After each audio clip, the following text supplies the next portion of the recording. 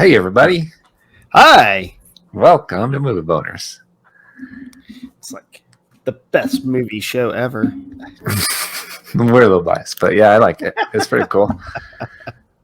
What beer are you drinking for today's episode, my good man? Ooh, I'm drinking a really tasty one. That's what I'm drinking. That's good. Last time was underwhelming. Yeah. No, I like this one. Dude, okay. So I got it because the title does actually kind of fit. But then as I was sitting down to get ready to record, Yeah? it has a slogan that I was like, ooh, deep connection. Yeah. Okay. So I'm drinking, it's from San Antonio, from Ranger Creek Brewing. It's Dog in the Hunt. Mm. So I thought, oh, that's fitting. That's fitting. Hunting down things. But then I noticed right on the top there, it says, "That's a good boy." I was like, ooh. Yeah, that's a really good reference. That's amazing. That definitely makes up for last time, which wasn't really related at all. Yeah, like at all. Mine is less good than that, but I'm still going with it. Primarily because the color scheme fit the style of this film. Obviously, it's from the Joy in the Rain, dude. Yeah, exactly. It's Wellworks Brewing Company, but it's one of their not weird ones. It's called Stratospheric Symphony, and it's a hazy IPA, and it's very good, for sure. They make a non-weird beer. Yeah, it's not like brownie mix or some other weird coconut thing. It's a normal brownie mix one. Not peanut butter. That was a real beer, by the way. Yeah, they're crazy down there. Yeah, just a little bit. But it's a good one. It's a very good one, yeah. If you like hazy IPAs, I would recommend for sure. What? And Stratospheric Symphony, I mean, that kind of seems like the vibe of this movie. We'll go with it, man. We'll go with it. I appreciate it. Yeah. All right. You know what time it is. It's time for the movie draft check-in. Hey, you know what time it is. The saddest part of the show. Time for you to not give a crap about what we're doing. So yeah, you are losing still. I just don't get it. Right there. Well, here's the thing. It got worse. We were so close, and now you're getting further away because the Meg 2 is not good, and Haunted Mansion wasn't great either. So both of those recently released and brought your average down. Yeah. We are much closer in the box office, though. Despite Barbie crushing, you're still getting closer, ever closer in the box office. So that's interesting, I would say. Yeah. Other notable things that have arisen recently. Well, Barbie crossed $1 billion. Yes, it did. I don't know what you think, but there's rumor afoot that it may pass Super Mario Bros. As the highest grossing movie of the year, which is sitting at 1.3 billion. So it's only 300 million away, which is possible. I think it's very doable for Barbie to pull that off. It's like the unexpected juggernaut of the box office. Yeah. Certainly. And then Oppenheimer, no slouch, though. One of the biggest, highest grossing R-rated movies of all time, which is crazy, especially being a historical biographical drama, which isn't super popular. And it's the highest grossing World War II era film. So yeah, passing Saving Private Ryan and the other one. That was really big. Which it's weird to call it a World War II film because it's not really about war, but I guess it's about. But it's. It pertains directly to the war. Yeah, entirely. So it counts because of that. Yeah, that's true. Teenage Mutant Ninja Turtles: Mutant Mayhem is apparently very good. I keep seeing buzz that it's up there with the Spider-Verse animated movies. I haven't seen it, but I'm interested. I haven't seen it yet either. And then Meg 2 sucks. Haunted Mansion sucks. I'm interested in The Last Voyage of the Demeter, which just came out. There isn't an audience rating yet, so I'm not entirely sure, but that seems interesting. Okay. Yeah, I haven't seen that one yet. And then I gave you a incorrect update last time, as I was realizing on my later stuff in the year was sorted wrong. Kraven the Hunter was one of the movies that Sony moved out. Yeah. So it's Kraven and Ghostbusters. Sony moved a bunch of stuff. So, but Aquaman managed to secure its spot. Yay! At the end of the year, yeah. I don't know how big Kraven will have been. I guess I'll find out next year. But that's interesting. And then Blue Beetle comes out next week. Yep. Which will be interesting. Yeah, I found myself up in the air. Like, I like the idea of that character having his own film. I like Blue Beetle. I got nothing against him, but I've never followed the character all that much. Mm-hmm. And I don't know. It's weird being a comic book fan and not being like super thrilled. It's also weird being a DC fan with one of the most like people are stoked that Blue Beetle's getting his own movie. Mm-hmm. And I find myself in a weird limbo of like, okay. Yeah. It's certainly a strange one to get a solo movie out the gate. I would expect him to be more of a character that showed up in another main character movie, and then people are like, "Oh, I like him," and then he gets a solo movie. And then he gets his own. So I don't know. It's a weird limbo where I don't know that audiences really know what the plan is and how much they should care or buy into any of these things. Right. There's also still rumor about Wonder Woman 3 is being remade or potentially getting made. Gal Gadot says. And Gal Gadot said it is being made, but not with Patty Jenkins, but she will be a part of the new DCU. And I find myself just like, I can't help but shake my head because I'm like, so this whole DC reboot was really just you being like, you know what, Ben Affleck, you know what, Henry Cavill, you Fuck guys off. are just a little too intense. Yeah. So yeah, but we want to keep all the fun. But we're gonna we're keeping everybody else like except Cyborg. Because Ray Fisher like called out everyone at WB and Joss Whedon and he seems to have become persona non grata over there, which isn't cool. I'm up in the air on Blue Beetle, which means I'll probably go see it. So that's what tends to happen. Yes.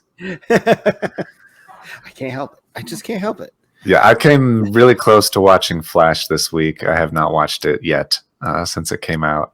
I saw a clip online and I was like, this has to be a joke. Like, this isn't really from the movie. Oh. And it's hard to figure out which scene you're alluding to. I'm alluding to the scene with the babies. If there's a scene with the babies, I was like, dear God, this can't be real.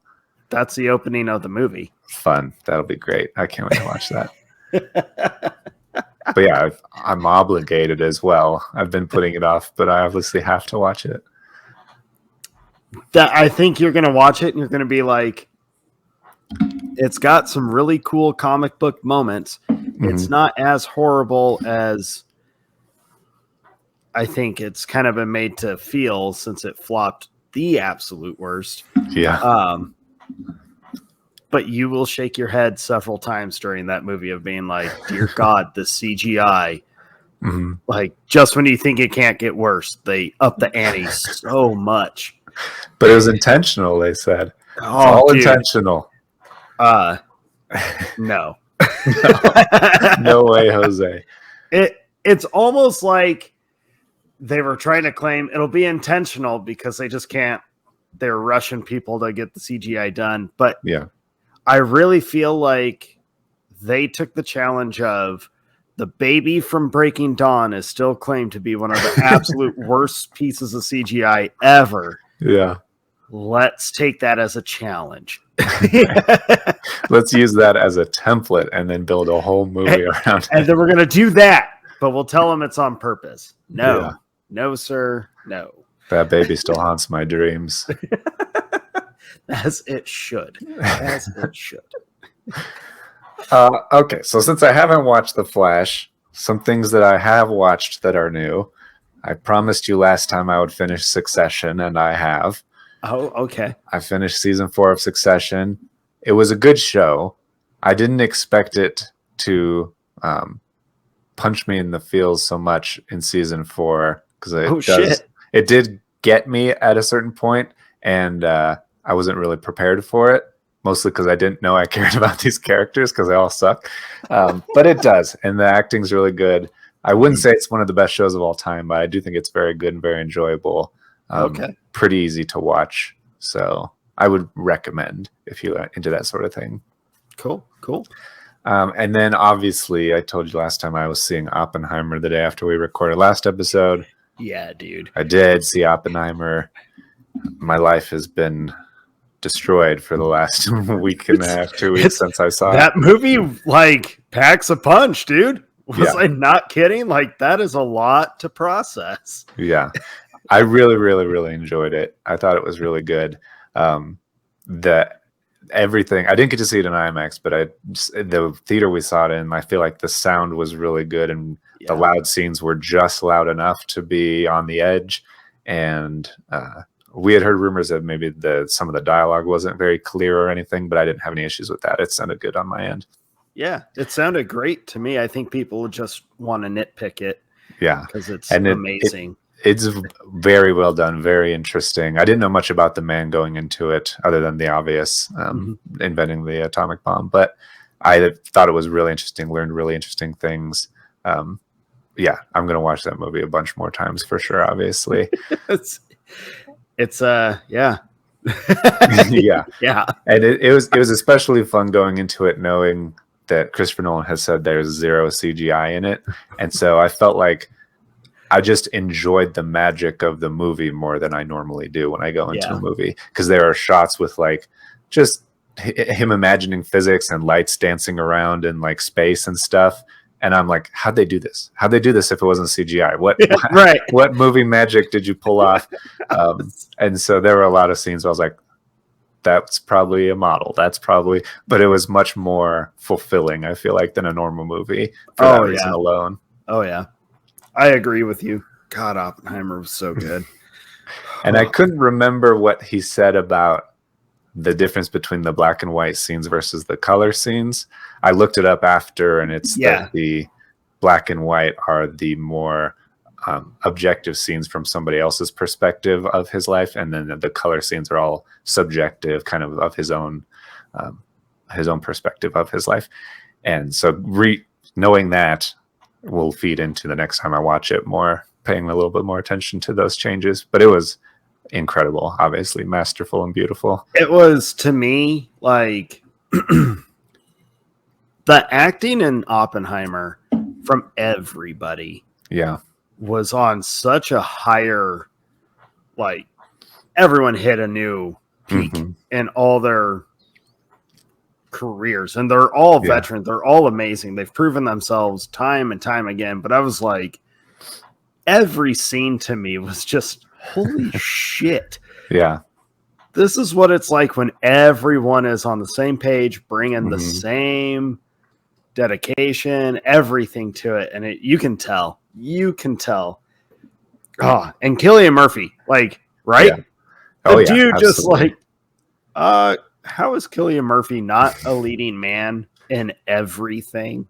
Yeah. He's slept on a lot. I think this elevated him to a whole nother level. He's perfect in it. Yeah, he's so good. Not just. I'm glad that you watched Oppenheimer. I was so excited when you texted me because I knew immediately that you had just seen it. I think I texted you, wow, period. And I was like, yes. Yeah. Oh, it's so good, dude. It's so good. Well, I did not watch anything. I had family come and visit me for a week, so we spent time just doing family things. And so I did not really have time to watch new movies, but the weekend is coming up. I ain't got shit to do after I get off work tomorrow. So there might be some movie watching. Nice. Yeah. There's a lot of good shit out. Yeah. I got to catch up. I've missed a couple that I got to get to. So got to get those. Got to get them. Gotta go see Barbie. My daughter already saw it. So I'm like, I guess I'll wait till it comes out.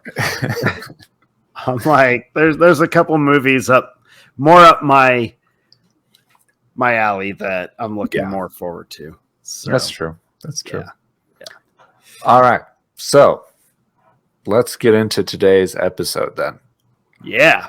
I would say this is sort of a continuation from last week's episode. So if you're jumping in here and discovering us for whatever reason, last episode we talked all about the original Blade Runner and then also a bunch of other stuff about real life and AI and the strikes and our general distrust of technology. And then this episode is all about Blade Runner 2049, which is our first deep dive into a sequel, I think. I say this kind of thing a lot, and then you always correct me, but I think that's true.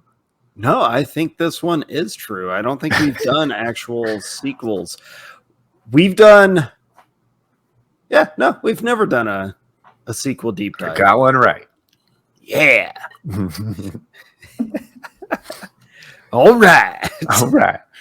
So yeah, I think it's very interesting, very exciting. Obviously, I love this movie. We're going to spoil a lot of it. I didn't know if you wanted to do a similar thing as last time where we didn't really have a structure. We just kind of floated around. I felt like it was fun, I thought. That was fun. I enjoyed that kind of new structure. And I think it kind of helped that we had a lot of other topics. venting, trying to get some words of caution and common sense and just be voices in the darkness to, hey, maybe don't do this. Don't fuck it up. So I think more of like that kind of style. I had fun with that one. This is like, I mean, if we break it down like we normally do, the movie is already almost 3 hours long.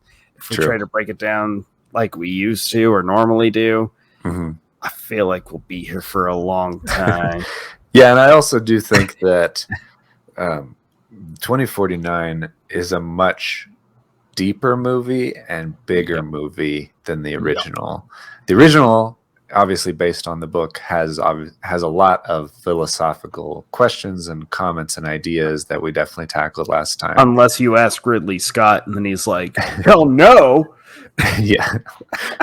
Well, I mean, you can certainly boil it down to pretty simple things, but I think just the basic story is pretty simple. It kind of starts here. He does 3 or 4 significant things throughout the movie, and then everything else is just connected by atmosphere and world and feeling and music and all that stuff. It feels really good to watch, but there's not a ton that happens.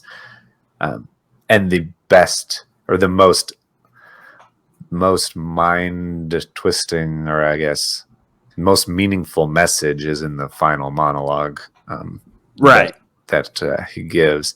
Whereas in 2049, I feel like the writing is so much more intentionally sprinkling those kinds of concepts and allegories and things throughout that it can get pretty deep pretty fast. And so I do think kind of floating around to the different topics and themes and motifs and stuff would be a good idea. I like it. Yeah.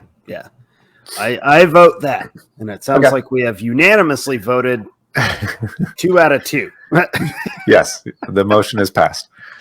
I don't have a gavel.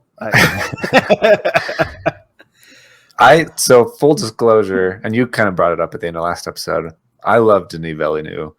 I think that his films are of the ones I've seen. I wouldn't say I've reached the level of super fandom yet where I've seen every one.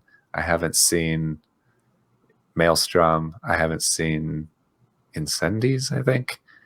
Some of his earlier foreign language stuff I haven't seen. But all the other stuff, Sicario, Prisoners, Enemy even, which is weird, but I don't really get it, but it's still like it. I'm a big fan of the dude. Like you, I think I've seen all of his stuff minus his early foreign language films. I still haven't forgiven him for Prisoners yet. Still haven't gotten over that movie. Just Dude, deeply affecting you forever. it popped up on my fucking Netflix. This was a little while back. It popped up on my Netflix movies for you. It was like the first one that showed up. And I was like, are you fucking kidding me, people? Like, no. Yeah. Remove from my algorithm, please. Right. And then I thought, it's been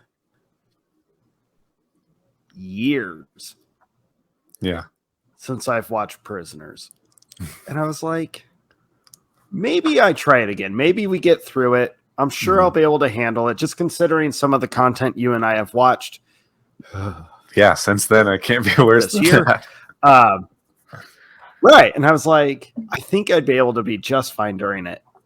I selected it, brought it up. And you know how it'll give you a screenshot or whatever sometimes.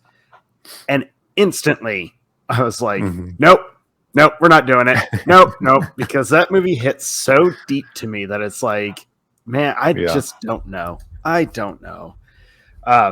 It's a great film, but I can't get over that one yet. Yeah, one and done so far. Whew. It's interesting. Apparently, Denis Villeneuve really liked Ryan Gosling for the part of Detective Loki in that movie. Yeah. And really liked him. He almost had it. But then Jake Gyllenhaal kind of scooped it by inventing the whole backstory and the tattoos and the tics and everything. He brought all that to the character, which really cemented him in that. But then that's why Ryan Gosling was kind of in the front of his mind for Blade Runner 2049, which is a similar deeply affected detective character, which he's perfect for. He's incredible in this movie. It's so funny. You and I have joked and just said several times of we're Ryan Gosling fans. Shit. Barbie is we were very tempted to watch Barbie just on the basis of he was in it. Right. And when I was watching 2049 again, I was trying to think have I ever watched a performance of Ryan Gosling that I just did not care for? And I wanted so badly to be no, he's great in everything. But then I remembered that stupid fucking Netflix movie that came out this year with him and Chris Evans, the Russo brothers. And I was like, nope. He almost had a great track record, but that movie and everyone in it, it's poor. Fuck that movie. Yeah, that's what I heard. I heard that it sucks big time. I don't even remember what it was called. The Gray Man, I think. Sure.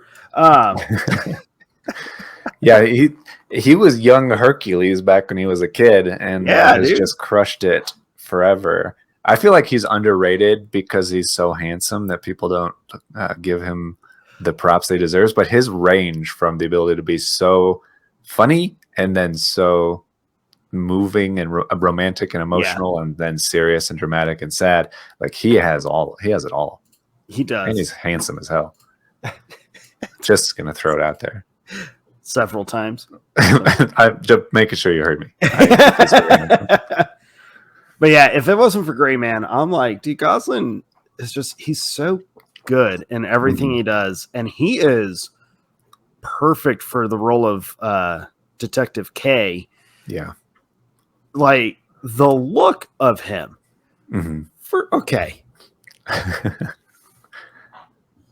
The thing that I remember, he was constructed in a lab because he's so handsome. I know. I'm gonna go all over the place, people, but you're over it. Yeah. So don't worry, it all comes back, ish. One of the things that I remember really striking me the first time we saw it, which we went and saw it in the theater. I believe you. I wasn't expecting that. I forget a lot of things. I believe you. I remember watching it in the theater. Yeah. I don't remember who was there. Because then you, Christy, and we went to, I think we meant to go for sushi, but we ended up at a seafood place instead. That was or it was that the place we bailed on? No. This doesn't matter to anybody that's listening. It doesn't matter at all.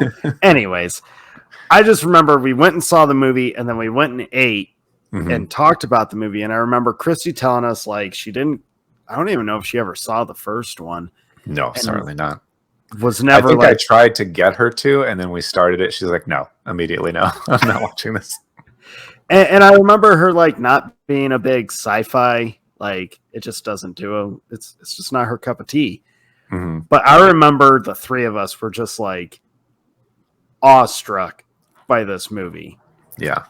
And one of the things that I know all three of us continuously talked about was the cinematography and the scope of the film. Just everything about it was like, this is incredible. Hmm. Rewatching it, and I've thought this every time, but it hit this time just in preparation for this. Ryan Gosling, his look is so perfect to the world around him that he like they do this cool thing with him where he blends in so well, but at the same time he's like in the forefront, you know. He still makes kind of sense. focus on him. Yeah, he makes sense in this world. It's not one of those like, oh, I'm just gonna accept that this is what it is. Like he completely makes sense for this alternate universe version of Los Angeles. Yeah. Oh my God, I couldn't get over it. There's that shot of him in like the street. It's kind of early in the film. Everything's at night in the movie. Yeah, of course. And it rains the entire movie except for the ending.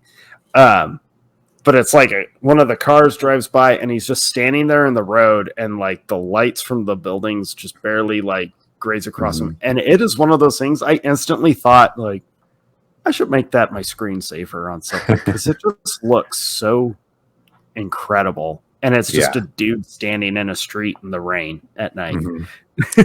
Yeah, I feel like every 5 minutes there's a shot where you're like, wow, that is beautiful. And I just want to pause it and enjoy it.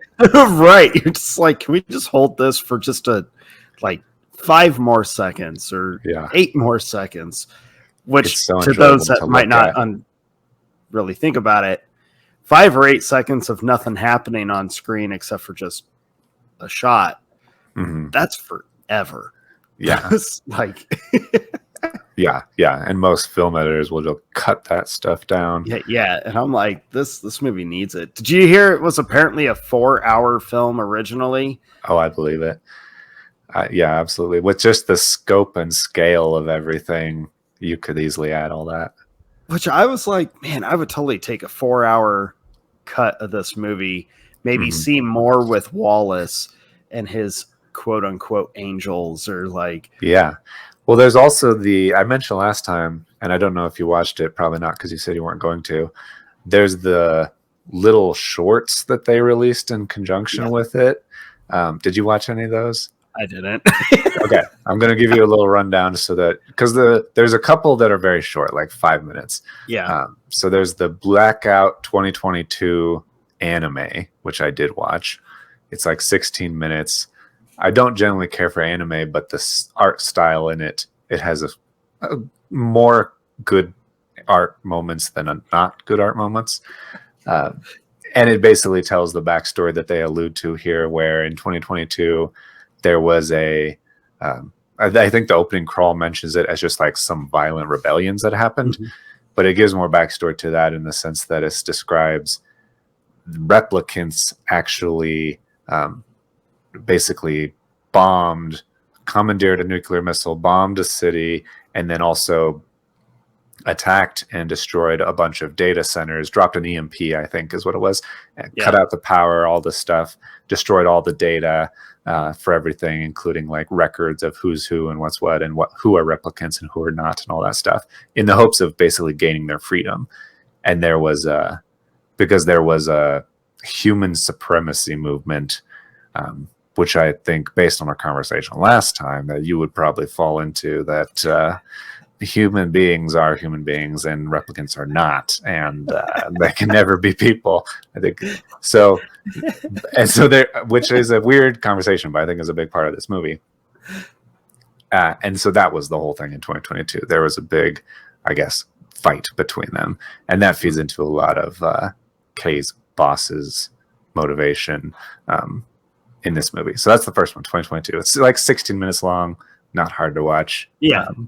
And the other ones are 5 minutes. So there's a 2036 Nexus Dawn, which is all about Wallace and Jared Leto's character. It's him basically meeting with a board of people, trying to convince them, because the replicants have been prohibited. Prohibition has entered, and he's basically acquired Tyrell and wants to start Nexus production. And so he's basically describing his plan for his angels, that there were bad ones before, but his are good, and they follow all of the rules and commands completely and all this stuff. He's perfected it. And so it feels like basically a deleted scene from the movie. Okay. It could have easily just been a scene that was cut from that 4-hour cut of the movie. And then the last one is Blade Runner 2048, Nowhere to Run. That's a year before the movie came out, or the year before the movie is set. And that's all around Sapper, Dave Bautista's character. Where he basically like goes to the market and meets with the kid and is a nice, cute man with tiny little glasses. And then he fucks up a bunch of dudes when he loses his cool. So you get a hint at his gentle but also violent nature, which is a big deal. And that also feels basically like a deleted scene. Okay. And it's also, I think, like 5 minutes. Mm-hmm. So they don't do a lot, but I do think they kind of round out the world that they're setting up in this movie. Yeah, I didn't watch them, but I read what they were. As I was kind of reading backstory, or like, all the fun little tidbits about this one. And they all sound very like, I really liked how it broke it down to kind of like, if you need that connection, here's that connection, just to give you an understanding of the world of 2049. But I also kind of like feel you don't need those. 2049, although is a direct sequel to the first one, it ties in, but the movie, to me, it's weird to say this because like the whole last half hour of the movie definitely rides on the story of the original, like it, and on Harrison Ford. But the movie as a whole, I'm like, dude, you almost don't need the first Blade Runner at all to have any context, to have anything. Like, you understand this movie really well. It would not be hard to rewrite a couple of things and have all of it still work. Have the whole world, the meanings, the themes, and the mystery, and the whole detective story just be about someone else that was a pregnant replicant instead of Rachel. Spoiler alert for Blade Runner 2049. But yeah, that easily could have been just a standalone movie and just as engaging, just as incredible. Oh yeah, it's super engaging. Because I found like people complained about the pacing of it, even though it's rated really high on like every list. Even Ridley Scott was like, "Oh, it's like a half hour too long," and I'm like, "No, it's not." Ridley Scott's funny to me. Like, I really like almost all of his movies. Like, I'm a Ridley Scott fan, but he just came out in the last week, and he's like, "Yeah, man, I should have really directed Blade Runner 2 2049 instead of Alien Covenant." Yeah, and I was like, I like you, Ridley, but I'm pretty confident it would be a worse movie than it is, because I feel like it's a perfect movie as it is. I was going to say the same thing, and I was going to be like, don't at me, but I feel had Scott been the one to direct 2049, I don't think it would be anywhere near what it was. And no offense, Ridley. Yeah. Not that you're ever going to listen to me, but send this to Ridley Scott, please. But I'm like, even though Alien Covenant is entertaining to me and I like it, it's got some cool moments in it, it's still pretty much on par with like Alien Resurrection, where you're like, yeah, it's all right. It's cool. It's got some cool like moments, but it's so unnecessary. And then I started thinking like, all right, what else have you done, Ridley, that I thought that just wasn't? And the one that just glares in my mind is that Robin Hood movie he made with Russell Crowe. And I'm like, Ridley, you've been on kind of a like decline. Yeah. And I can't help to feel, because I've been thinking about this week after I found out about like his comments about I should have been the one to direct it, like yada yada. And I've just thought, like, I think what may have ended up happening had Scott directed it, it would have just been another movie that took a great idea, great, you know, a great franchise or whatever. Not that Blade Runner is like an actual franchise, but you know what I mean. And just got so caught up in Easter eggs and member berries and then completely fucked the whole thing up. Because I feel like he would have fucked the whole thing up. Yeah. He would have pulled a Spielberg with Indy 4. He would have pulled a J.J. Abrams. No offense, JJ, but with like a George Lucas with all of his movies. George Lucas with everything he's done since A New Hope. If you guys really want to go back to that reference or that comment, you got to listen to our Star Wars episode where we tell you that Star Wars is like the most unoriginal franchise ever, but I digress. Talking about a completely different science fiction. Different sci-fi. But I really thought about that, and I was like, I'm not saying Scott's a bad director. I'm a big fan of his. I've enjoyed way more of his movies than I've disliked his movies. Yeah. And I think I'll probably always be a fan, but I was just like, I think he would have gotten caught up in the whole, Ridley Scott's coming back to direct this, because that's what happened with Covenant. Yeah. There was such a huge, like, Ridley Scott's directing Alien stuff again. Yeah. And then everyone saw it and was like, it's okay. All right. Like, yeah. No, it did some cool things. There's some cool violence and gory moments in it. That's all right.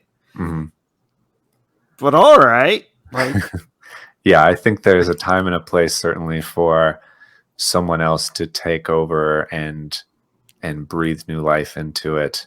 And especially if you grasped what it could be, like if you saw a seed of an idea or something and you want to take that, keep everything that worked in the original and build on it. That's what I feel like Denis Villeneuve did with this, because it has all of the same questions and things. But if you left the original Blade Runner feeling like I have an opinion about if replicants are people or not, then you go into 2049 and it kind of takes it to the next level of, okay, replicants might be people, but are holographic girlfriends people? Like, it starts asking you even bigger questions. It asks a lot of questions, and I feel like I should have expected you to take a shot at me pretty early, just because of how vocal I was during the last episode of being anti-AI and we need to quit relying on all this shit, right? And replicants are not human. I got pretty vocal about it. I was a little passionate about it. Fuck AI. That's not changing. Fuck no, it. Always. But 2049 is a challenging film for people like me or for like us who understand the dangers of AI, who don't want to kind of give into the idea that a replicant, this like fake entity, could be human, could feel human. Because we've always said this is why we need humans in the cockpits or behind the wheel, because you can't trust a machine to make an emotional decision or whatnot.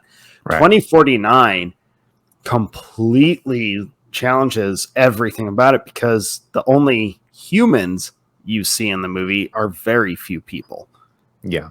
Very few. And they're all kind of not really the best examples of us. Yeah. They're not moral or kind or loving or any of those good things. Right. And then everybody else that you encounter in the movie, with the exception of a few, because there's still bad apples everywhere. Yeah. are showing way more human emotions and elements, and they even talk about being more human than humans. Mm-hmm. And I don't know if it's just because it had been a minute since I watched 2049, but rewatching it, I was like, these fucking people had to make me like look like a fool. Like a fool. Yeah, it had been a while since I'd seen it as well. And so it was really fun to go back and experience it kind of for the first time again, because I remembered the high points, but didn't remember all the details. Yeah. And no, I feel the same way, basically. I mean, I don't know the answers, but I enjoy the questions. And I also had interesting, I guess, new thoughts on the topic. Because when I think of Blade Runner and replicants, I've always thought of like robots, like androids that are manufactured to be human-like, but inside they're all synthetic and metal and plastic and all that shit. But as I was watching 2049, there's a lot of times, and maybe it's the difference between Nexus 6 versions and the Nexus 8s in this movie, 8s and 9s, I think, where I wonder if they're not so much robots, but more like clones, not like direct clones of a specific person, but like a bioengineered creature that is basically kind of humanoid, human cells, human. Because the thing that triggered it was jumping to the end of the movie, and I guess the beginning of the movie also, but when Kaya's strangling and drowning Love, I was like, that seems like a design flaw that she even needs oxygen. Like, if you're going to send these replicants to colonize space, why do they need to breathe? That seems unnecessary. And then when he fights Sapper and he hits him in the throat, and that's what makes him be able to overcome a much larger dude, I'm like, he has all of the biological faculties and organs and sensitivities that a person does. And so if Wallace genetically engineered replicant Nexus 9s as more like human clones, they're not born out of a person, they're not made the old-fashioned way, but they're still physiologically human, basically. Is that more of a person than a robot would be? Yeah, that's exactly what Wallace does. He does it with, spoiler, Rachel's bones, and Rachel. Mm-hmm. And to me, like, because I thought that too, the fight with Sapper, I was like, this feels, I mean, they're bleeding, they're getting bruised, they're getting broken. It's a brutal fight between these two guys. They just, everything's heightened for them. You know, they got a little heightened strength to them because they're not human. They're going to be engineered for off-world combat, so they're going to have a little juice going through them. Right. But rewatching it this time, and when Rachel shows up after he's holding the skull and stuff, and he's saying like, "Hey, we took the DNA, the whatever," and to me it was like, oh, same page as you, Jake, where it was like, so there's never actually been a robotic feature to these replicants, except for probably like the very first couple generations of replicant before Blade Runner, the original, even kicks off. Yeah. And I definitely started thinking like, so they've definitely been kicking in how do we continuously mask the synthetic version with all the human element. The idea, I mean, they bring it up several times. It's mentioned numerous times of like, or at least the theme is, of them blending in so well to humans that no one's ever going to be able to tell the difference, period. Yeah. More human than human with learning everything. Their self-awareness is on a whole nother scale.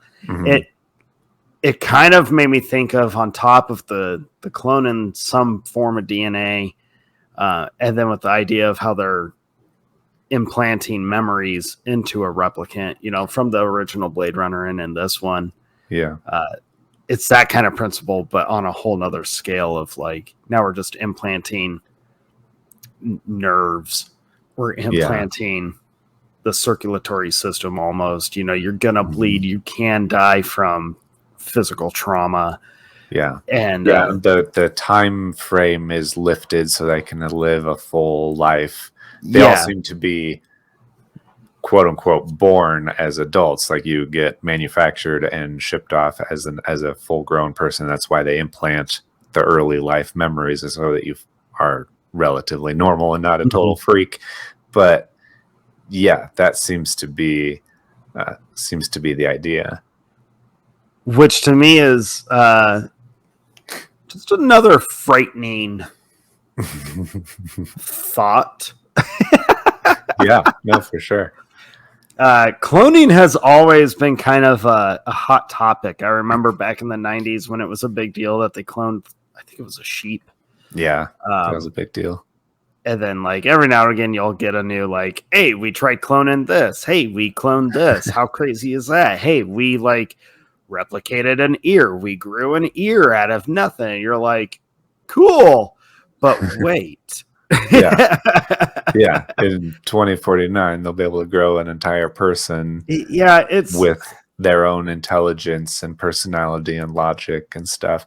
Even when the first scene that you meet Love in, she's talking to a buyer essentially, and she's like, we can make him as human as you want. We can give him empathy. We can give him like care and all of these other things. But I don't recommend it unless you want like a pleasure model or something. Right. And so it definitely seems like they can tweak every aspect of their personality at a genetic level. Which has been a frightening thought to me since I was a kid and I first watched the movie Gattaca, which is all about that of selecting genes in a unborn, in a fetus, like as the baby is in the womb. Going in and selecting, taking out, putting in certain genes, you're controlling the life path of the kid before they ever have a chance to even be the person they want to be. And of course, when my kid was being baked in the oven, if you will. Oh, that sounds horrible when you say that. I tried to be clever. Yeah, you shouldn't put children in the oven. No. Hey, man. In the Flash, he puts a baby in a microwave, and people thought it was cute. So I can't believe I'm going to watch that movie someday. But, like when my ex was pregnant, we were directly asked by the doctors, like, do you want to be able to select? Like, you can pick, these little things. We can go in and figure various out tests. Yeah. Yeah. And then I was like, this can't be real. Yeah. Like, yeah, I mean, that was my feeling as well. When they're like, we can test for Down syndrome. We can test for all these things. When it is like, I don't know, 3 months old in the womb. And I was like, what am I going to do with that information? Like, we're obviously still going to have the baby and we are going to love it. There's nothing wrong with having Down syndrome. So I don't know why we need to go that far as a society.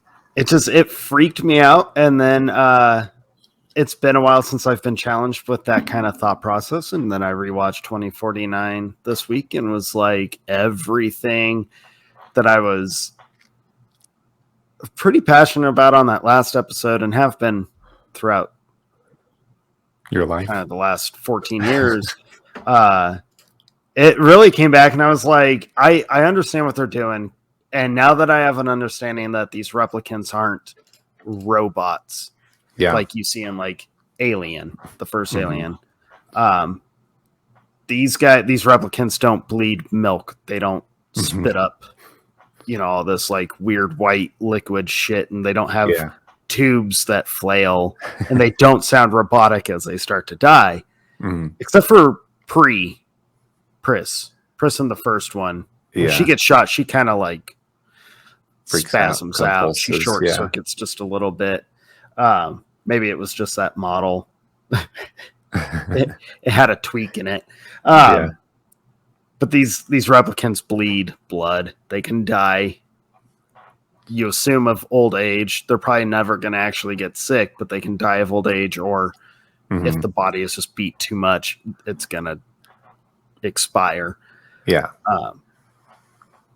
It's challenging to me because it went from, is AI, am I so anti-AI, which I am, but then it was like, well, what about a clone? Because it's still a human element. It's filled with human memories. It's filled with all these human things. What's my thought on that? And I can't come up with a good opinion, I feel, on the clones or on the replicants that you learn what they actually are. And it kind of sucks because I sympathize with Kay throughout the film. I want him to succeed, especially as he starts freaking out over his potential truth of what's going on with that wooden horse. And with Deckard, when he shows up, it's very like, oh, God, they just had to go with this element. Fuck. Yeah. He's very much looking for connection, whether it's with Joy or whether with some lost father figure he never had or never knew he had. The potential for one. It's all very meaningful, and I think right back to Ryan Gosling's performance of him, he's so stoic and flat for most of it, but you can also still tell there's something under the surface that he's not quite wanting to let out. Excuse me. Well, he does such a great, to me, like the first 10, 15 minutes of the film, he's very, flat. He's very just like he's dead behind the eyes. Well, not dead, but he's just, there's nothing there. He lacks the empathy. But as he's in his own home, and then as the story starts to unfold with him finding the box under the tree, or shit, even 30 seconds before the box where he sees the flower. Yeah. And it's like something can actually, like, there's life coming from this dead area where it shouldn't be growing. I think from that moment throughout the rest of the film, every shot of his face is he's constantly thinking. He's no longer just like a mindless Blade Runner. He's thinking about consequences. He's thinking about, the potential danger he's about to accidentally get himself into. So it's a very challenging movie on so many, like, what do you actually think about these ideas? And it's like, yeah, that's one of the things I love the most, is that you can definitely see him thinking as a character, not just because he does a really good job as a detective and he notices details about Sapper's bag. He notices the flower. He notices all these different things, and he's in the bones and all this stuff. He notices a lot. He's a very good detective. So you know that he's always thinking about things, and that's kind of, there's a lot of tension in the movie, I think, because, and it builds on the tension of the first movie, which is, if this creature is constantly thinking, constantly experiencing things, constantly learning, it's just a matter of time before they come to the conclusion or the emotion of that they're not supposed to. It's still a world where they're genetically engineered to lack emotion and empathy, and they go through the Voight-Kampff test, which is like a new upgraded version, which is very exciting and very tense. But that's the thing, is that he needs to stay dead behind the eyes, needs to stay dead to the world. But then you can tell early on, even though he has to retire Sapper in his house, he then goes home and kind of relaxes, and you meet Joy, and it seems like the only reason for him to have bought Joy and formed this relationship with this holographic AI girlfriend program is because of some emotional connection or need that he's kind of growing or harvesting or trying to find. And it seems like he doesn't fully realize it until the point where it's in the rain and he sees the advertisement, and he kind of was like, she's not real. She's not right. She's a product that is just being advertised and for everybody, but so I can't connect with it in the way that I hoped to. I think that's the moment he turns. Joy is an interesting part of the movie. I guess technically she's a character in the film. Yeah. But she's very interesting to me because I almost feel like Kay is using Joy to almost force himself to learn a deep empathy, to learn kind of grief and loneliness, actually. Yeah. Just to maybe understand his surroundings a little bit more of what different things, what different elements in life might be motivation for someone to do what they do. And at the same time, I think better at his job, you think? Yeah. And I think just over time, and I could be completely wrong. I'm kind of I made up this kind of backstory just for myself. Because that's the way it felt to me. Yeah. That she was probably something just as a learning device, a tool that he grew attached to and then developed I don't want to say actual feelings to her. I don't think he ever actually feels romantic feelings for Joy.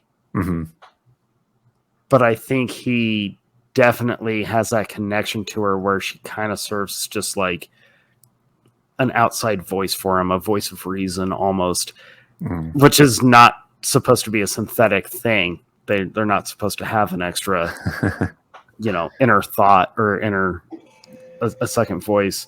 Yeah. It's interesting. She kind of ends up being an angel on his shoulder in a way, when she'll pop up when he's looking through microscopes at work and stuff and start kind of leading him on as far as, oh, what if it's this? What if it means this? And all this stuff. And so he starts to hope for things that he probably wouldn't have without her input. Well, she kind of the movie does a good job of creating it kind of as one of the most awkward, sweet scenes ever. It's so weird to say that because it's like the most awkward three-way I think has ever been shown on screen. Yeah. But it's frightening in the same sense to me because she's this completely self-aware actual AI. She is a hologram AI program that he carries around in his pocket, or if she's not attached to that, I forget what they call it, but that emulator. Wand, emulator. Then she's on this crazy looking grid thing that keeps her in one room. Yeah. But she creates an experience for Kay so that he can feel something physical. They can experience some form of romance, if you will. Yeah. She wants him to experience these things. And first time watching it, you're like, awkward, but this is sweet. Kay deserves something. Rewatching, I'm like, this is frightening because this is to me, just more downloading an algorithm for him. How do we keep him baseline? And that's not what Joy's doing. But in my mind, I was like, yeah, that's probably exactly what this Joy hologram is probably for, to keep. Oh, she's connected to the grid. She's uploading his data. Absolutely. I was like, Joy's the fucking alternate universe 2049 TikTok or what other any social media really. Alexa, who's listening to all your shit and sending it to Amazon to make sure you stay in line. Yeah. And the fact that his Joy has kind of rebelled against that in a sense to give him some physical feelings and kind of helping him, and she even tells him like, I love you, and you're like, oh, and you're at the same time I'm thinking, no, AI is not supposed to develop love. What the fuck? Yeah. Yeah, it's you I mean, you get involved. It's like the movie Her. You are lonely enough at a certain point that you're listening to this person who's saying all the right things and seems to be sincere and all this stuff, and it definitely feels real enough. And as often happens, even in normal human relationships, you start to want it to be true, and so you ignore all the red flags, kind of thing. I think that she I don't think that she intentionally leads him on, but I think it is easy to lead him on as a dude who's kind of looking for something, looking for connection, kind of lonely basically at home. And then you have this beautiful, nice, sweet version of a program that is taking care of him. It's interesting to see kind of the difference between his joy and the mass marketed joy, because you see her and she's like, the first scene, she's very Beaver Cleaver, shows up, makes him dinner, lights his cigarette, and she's very sweet. And then he goes out in public and she's like dancing in a mini skirt and like, hey, look how sexy I am. Obviously advertising to like, there are other dudes who are much pervier out there who are also buying the same girl. So I think that's probably also what kind of turns him off. Is like, this just isn't real. This world sucks. Like, that's how I take that look that he gives when the mass market version like calls him out and lanes in with those fucking dead blue eyes. And you're like, Anna de Armas is way prettier, but her with those blue eyes is like, this is you know what it reminded me of? There's like no pupil. It's just fully. It's just full blue. And you know what it reminded me of?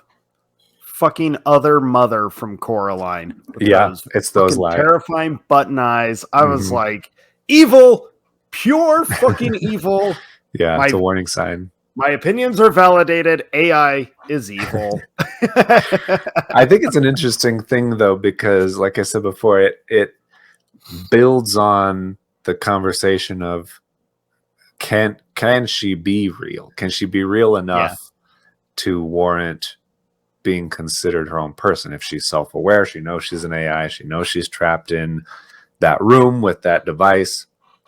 I think the movie does such a good job of showing you, I guess, getting you to buy into the concept of what you're seeing, and then also getting you to completely forgive the stuff that doesn't make sense because you were bought in already. Because when you first see her and it shows the thing on the ceiling and it shows her come in as like a hologram, she's lit up, she's interacting with the world but not really able to interact with the world. You totally understand what she is and what she's doing. But then she also, like, she lights his cigarette, and that's like a way of interacting without actually interacting, which is a cool, like, tiny little detail. Like, that machine has a laser that can fire down and actually create enough heat to light your cigarette. That's pretty cool. But then by the time that you're like, okay, I've bought in, I really like Kay, I really like Joy, I'm totally bought in, then it's like, here's this emanator device that makes no goddamn sense, that we just magically will say it can create a hologram anywhere out of anything, out of nothing, basically. Well, there's nothing like projecting this image. She just can appear randomly and go anywhere she wants. It's like a USB device that you don't ever have to plug in, but it will always project whatever it contains. Yeah, it's very weird, but you totally are just everywhere. Like, I accept this reality, and it's a terrible reality. Yeah, but it moves the story forward. It definitely is a device that serves the story so that she can appear in other places besides the apartment. But you're like, I'm fine with this. That makes total sense to me when you're watching the movie. Well, it fits the world. It fits the technology that you've already seen in this alternate universe, which I was so glad, because you and I had talked about it in the last episode. You know, because it takes place in 2019. And I remember telling you, like, I think movies that date their films, they need to kind of there needs to be an understanding that it's an alternate universe, alternate world, or whatever timeline. And this one, Denis Bienvenu flat out said, I think that's, how do you say his name? Close enough. I'm never fucking getting it. Villeneuve? Ever. What? Denis Villeneuve. I don't know that I'm saying See, it right. now you're getting it fucking weird too. I know it's not Villeneuve or whatever you said. I don't know what I said. But he did flat out say, like, it's total alternate universe. Like, and I was so happy that he said that, because I buy the movie even more. I buy this world even more. I can invest in it. And I love the kind of sci-fi that has some stuff that's super advanced and then some stuff that's also kind of old and weird looking. I feel like that's harder to actually figure out where it falls in the timeline, or that it's in an alternate universe and they just kind of develops differently than we did.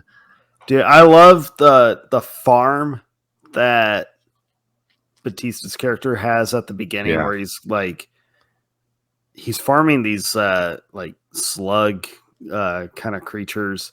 They're bugs. He calls it a protein farm, which is a much nicer way to say we're basically starving on Earth and need to eat bugs for protein. Right, which is something that you don't see a lot in this one. You don't see too much outside world like you do in the first one, where, you know, the first time you meet Deckard, he's eating those noodles and the world just seems bleak and overpopulated. Wait a minute. And this one, you don't really see a lot of that, but I think that adds to the tension of the world of not seeing a whole lot of other humans, or humans in general. You're not seeing the entire picture. It kind of adds, like, what is the rest of this world? Like, how bleak is the rest of the world? Because it looks pretty terrible. Grand in scale when he's going around, but they've got a crazy ass wall that separates Los Angeles from the ocean completely. There's like, it's almost like a dam, but it's not. It's like the oceans have been rising or something. It's, what a bleak world. It's huge, but none of it is like fun or beautiful to look at. No. It's just it's all terribly depressing, and everybody is just seeking escape, seeking some sort of pleasure or respite from the real world, which just sucks. And you're like, man, just how bleak can this world get? And then you go into Vegas and you're like, dear God. There's parts of the world that are completely abandoned. It's just devoid. But like you were saying, where you see, like, I guess it's technically technology, but it's not. When he sees the beehive, the man-made beehives in the middle of this just desolate world, everything is just dead and gone. Yeah, in the desert.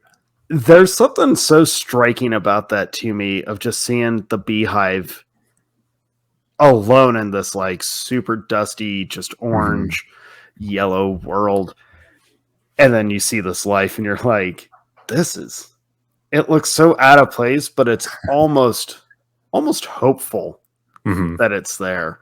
Yeah, no, I think that's the perfect description of it. It is very out of place, because you're like, bees kind of need flowers and shit to actually pollinate and do stuff with, and you're in the middle of the desert where none of that exists.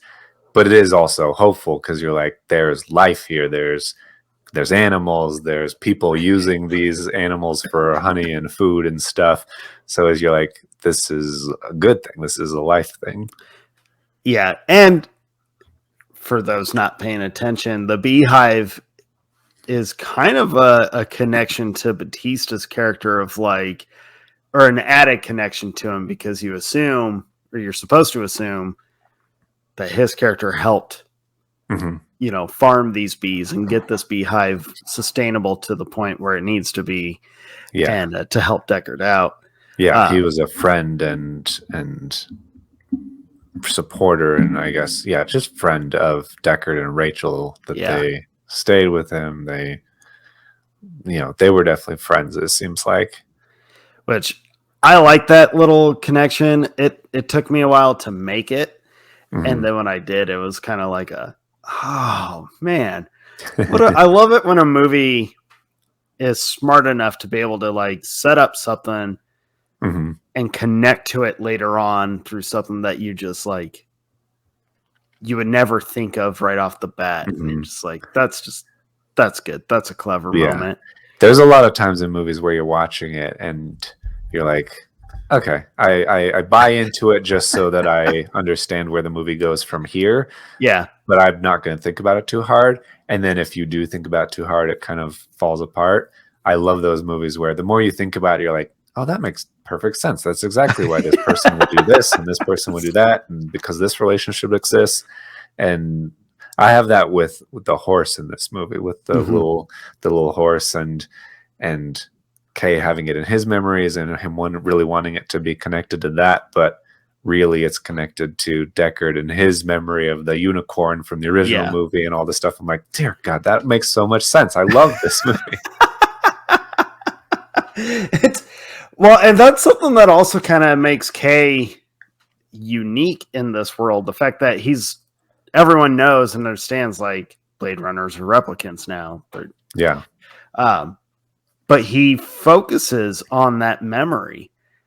He actually like we would, whether it's a traumatic memory or a good memory, people have moments where we'll focus on a memory or it'll flash in our head and then it just stays with us. And the fact that Kay has that, where it's this memory of the bullying and him putting the horse in the fire in the furnace. Incinerator. I think that's that was one of the big elements in this movie that really made me kind of feel challenged by it, because I was like, man, I am notorious about latching onto a memory, especially like a bad memory, and just letting it beat me up, which I think is pretty common probably. Yeah. But it made me kind of like relate to Kay as I'm watching this synthetic human who I'm already like supposed to morally be against. And now I'm like, fuck. Yeah. Dealing with the same struggles and emotions that you're familiar with. Absolutely.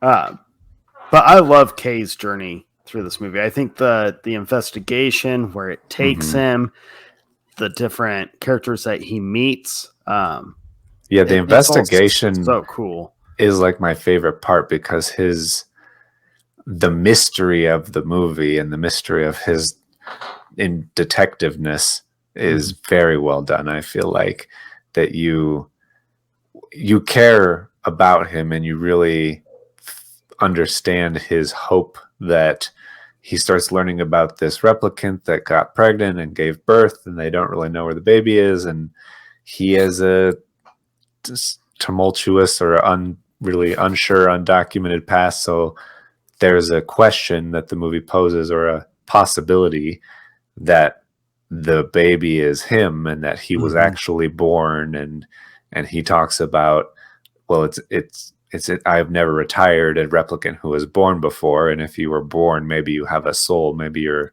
different or special or something. And so you can tell that he kind of wants that to be true, wants that to be him, and there's connections. I mean, he's a detective. He doesn't just assume anything out of the blue. There's evidence to start believing that possibility.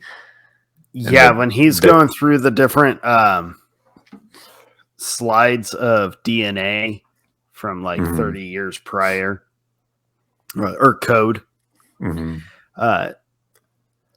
me, it was another like kind of reminder. The movie does a great job of reminding you that they are like human. Yeah. They're able to, replicate pretty much everything a human has, but everything there's going to be things about them that a human cannot do.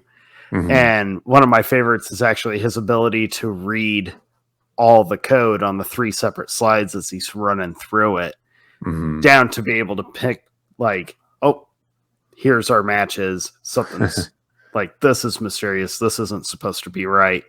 Yeah. I really like that. I really Mhm. like that. And I like when Joy pops up in this random moment and she tells him, like, what's the line? You guys are made up of, like, what, 4 letters or Yeah, whatever. 4 characters, and Yeah, she's only 4 made up of characters. 2. And I'm made up of 2 ones and zeros. I Mhm. love that. Because at the same time, like, it's just smart writing. And then at the same time, you're like,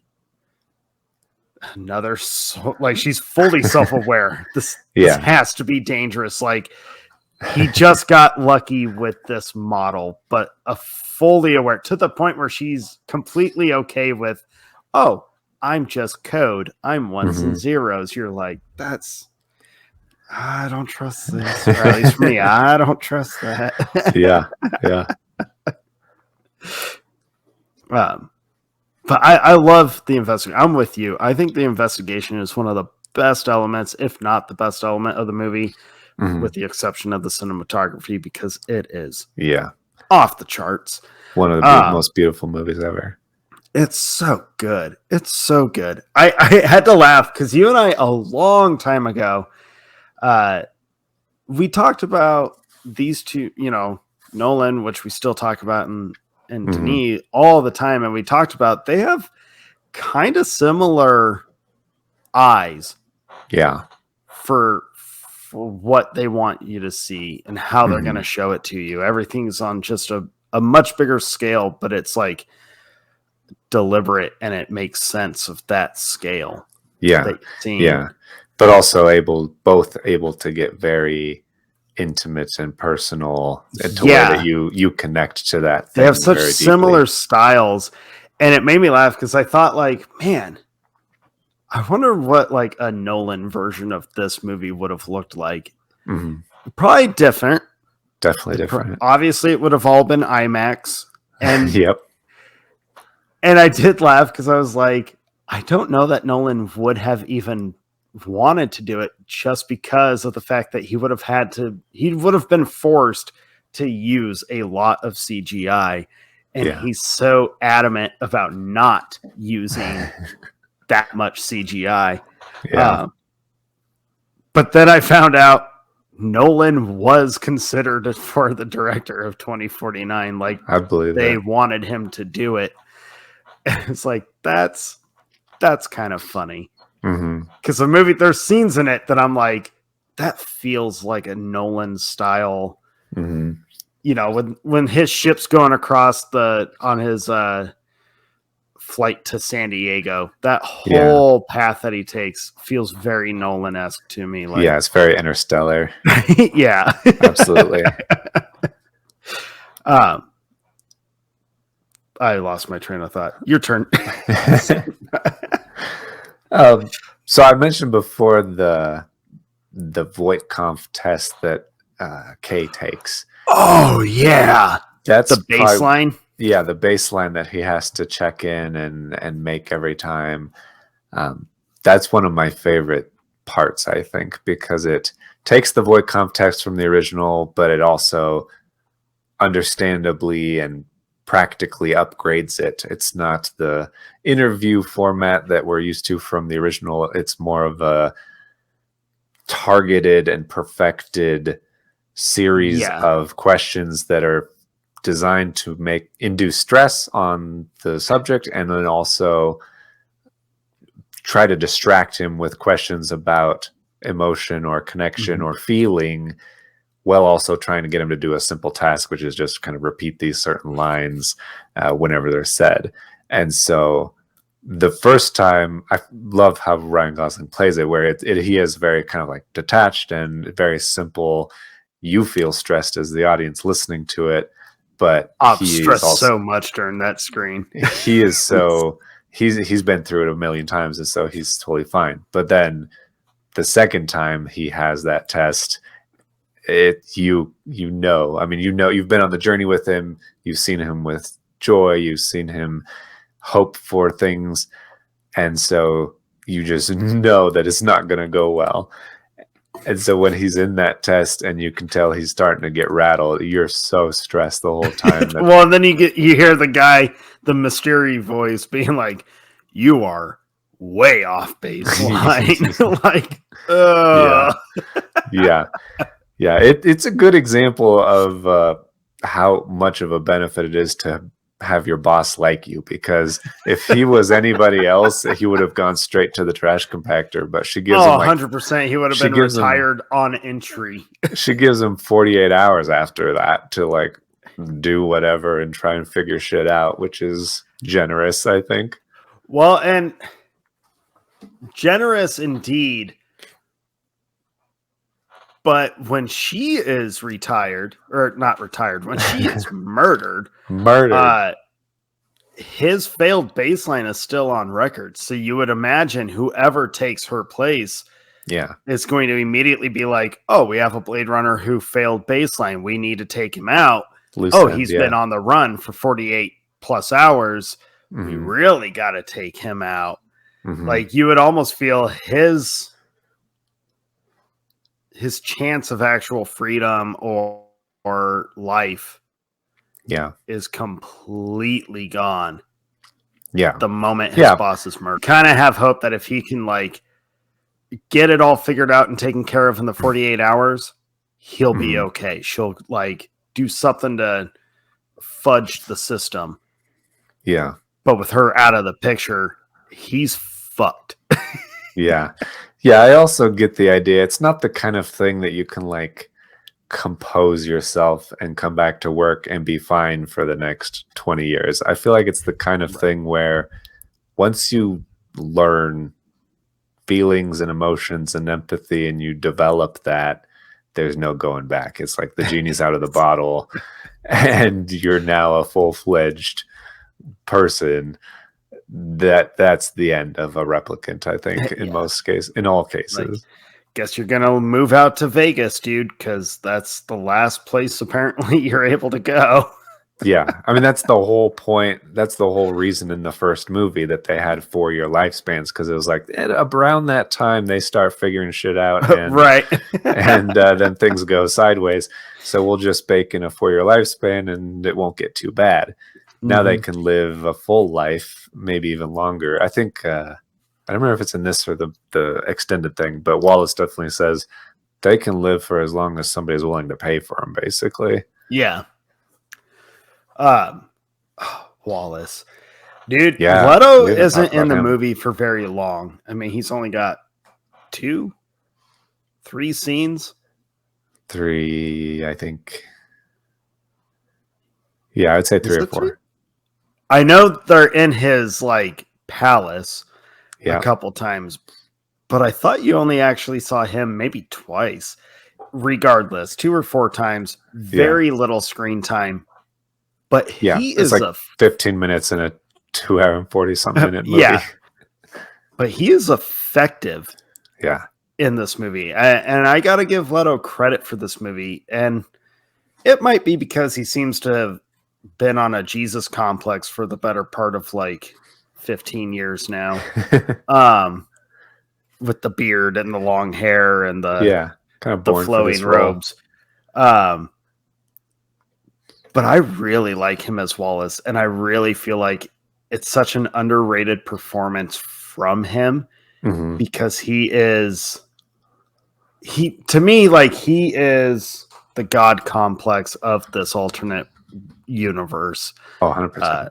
Especially with him calling his replicants angels. Like, there's heavy themes and heavy allegories between him trying to. He definitely feels like there's a God complex with him trying to create life in these replicants. Definitely calls them angels. He references the Bible a lot. My favorite one is probably when he's talking about the actual Rachel, the replicant, but he references Rachel from the Bible, Abraham's wife, who was barren and couldn't have children until a miracle happened to her. And there's such a perfect like overlay between Rachel and Blade Runner, who shouldn't be able to have children and did through a miracle. It's wonderful writing. I think that Jared Leto's character Wallace has some of the best writing and the best dialogue in the 15 minutes he's on screen. Whatever right. His whole scene with Deckard is one of my favorite scenes in the movie. Not just because the CGI in that scene, people need to take note. Studios need to take note that patience is a virtue. Yeah. Did you learn about when they recreated young Rachel? No. Okay. I don't know anything about it. So when they were like getting ready to start production on the film, the visual effects team that was hired to do all the CGI in 2049 were tasked with recreating young Rachel from the original Blade Runner. Yeah. But no one wanted to face the kind of backlash that previous movies were hearing, especially Rogue One, where they did the CGI Princess Leia and the General. Yeah. And then just didn't want to fall back or be a part of that line of CGI'd actor or characters that just look so bad. Yeah, the whole de-aging thing. Yeah. And so he gave the visual effects team a year to work on and perfect recreating young Rachel, because he didn't want them working under any kind of added pressure or constraint and then have to turn in a rushed product where it's going to look terrible. Yeah. And when Rachel walks on the screen, it is like, now that is well done. Yeah. It's like, definitely and it has better, nothing to do with, I mean, Sean Young isn't dead. She's just right. But it's okay that you can tell that she's still CGI, because CGI just is always going to pop up, especially with every TV or movie screen. CGI is just going to be so obvious. You can't hide and your it. Audience are people who are thinking about what they're seeing, and they're people who have seen the original Blade Runner, and they've seen Sean Young as this character, and they know that she's not still 25 or whatever she was. And so in your mind, you know this isn't real, which is the whole point of Blade Runner, which is great. But I love that scene still, because you are supposed to feel what Deckard is feeling, which is, this isn't right. This isn't real. This isn't... You're trying to seduce me with Rachel and say, hey, I can have it all again, but I don't want that. I've already had a whole life with her. I've had a kid with her. And so this is unnatural to feel this. And you still got the details wrong, which I love that. I love that Deckard. I mean, because you see her walk up, and you in the audience are feeling and thinking like, this is intense. Like, yeah, this would make sense to use her as your weapon against Deckard. Yeah. And I mean, Harrison Ford is just, he's the man. But his whole delivery in that scene where he's like squared up with young Rachel, and he flat out is just like, she had green eyes, and he turns away. Like, you can still see the turmoil. Like, he understands she's not Rachel. The details are wrong. There's no way. But when you're that committed to someone, when you're that committed to something, and then like, he listens to her get executed. You can still see it kind of get to him a little bit. And you haven't seen her in 30 years. Yeah. I like that you can still see it get to him just enough, but not too much where he's actually going to be emotional. He's more emotional about just, I miss Rachel. Like, he misses her. Yeah, it's tempting. And yeah, I mean, obviously Deckard's not going to fall for a temptation. He made like the ultimate sacrifice ever to not see his kid. Yeah. And he had to, the thing about his choice to never go after his kid, I love that whole conversation between him and Kay, where Kay's like, didn't you ever want to meet your kid? And he's like, no.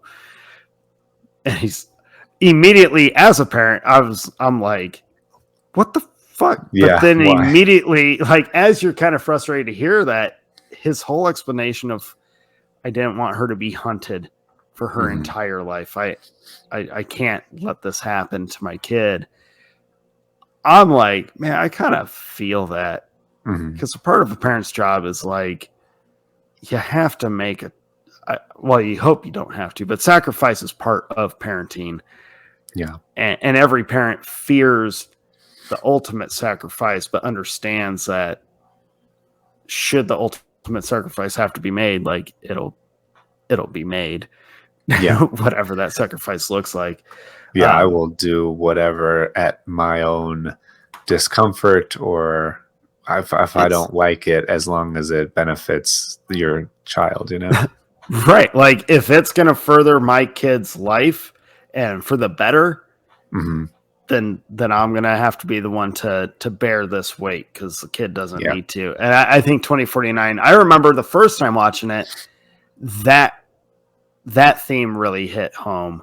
And then rewatching it again was even more like, whew, this is a heavy, like, this is a big movie on so many levels. And all the different themes are so well fleshed out. And I love that so much. It's crazy how by the time you meet Deckard in this film, it's more than halfway through the movie. Yeah. And you're like, you're going to be at the ending pretty fucking fast. You've got like a small handful of scenes, and then you're done. Yeah. The other thing that I really like about Wallace is that in that scene with Deckard and Rachel, he calls into question if their love was real or not. He's like, did you actually fall in love, or were you a replicant who was designed and sent to meet her, just like she was a replicant who was designed, and was your meeting predetermined because you were supposed to meet and mate and create a child? And that is a kind of a challenge to Deckard's condition, where he obviously feels very sincere and all this stuff, but then he's having this whole experience questioned. Well, it's his what he thinks, what he knows is real, what he believes is real, is being questioned by this. It's, to me, it's a clever way of bringing in the idea of fate, and like your destiny, but for a replicant. It's like, and it's more of Wallace playing God again. Of was it destiny, or did you have free will as a replicant? You're just like, this guy's evil. Why would anyone grant this dude? And then you look around at some of the big old conglomerate influencers of our real world, and I would totally believe that at any point in time in the future, these people will be wearing these crazy robes, living in these like otherworldly mansions, and completely living in this mentality of I am God. And I'm like, these people have to be stopped. I mean, I'm sure it's happening now. People are just the worst, and they become worse with the more power you give them, which is the problem. But I completely agree. I also think one of the reasons Deckard's repulsed from the Rachel in that scene is because as soon as you replicate her, she's no longer unique, and she's just a product that you can create, and it totally devalues her whole life. I think that's the whole thing with people, is that people are always unique, and until you clone them or whatever, much like joy isn't unique. And I think that's kind of a crossover between Deckard and Kay's experiences, that they love this synthetic personality, but the more they're presented with, we can just make more of them, and we do make more of them, and everybody gets their own experiences with the same with the same personality, that devalues what you have with them, because it's not unique, and it's not not real in the end. Yeah. Yeah, Wallace, I love his conversation. The first time you meet Wallace, when he's birthing one of his angels, which is so weird to watch how she's like on that platform and she's like standing and scared and gooey and naked and all this. His whole demeanor during that whole scene is like, this is a predator. This is an instant, like there's not even a slight question. There's no doubt.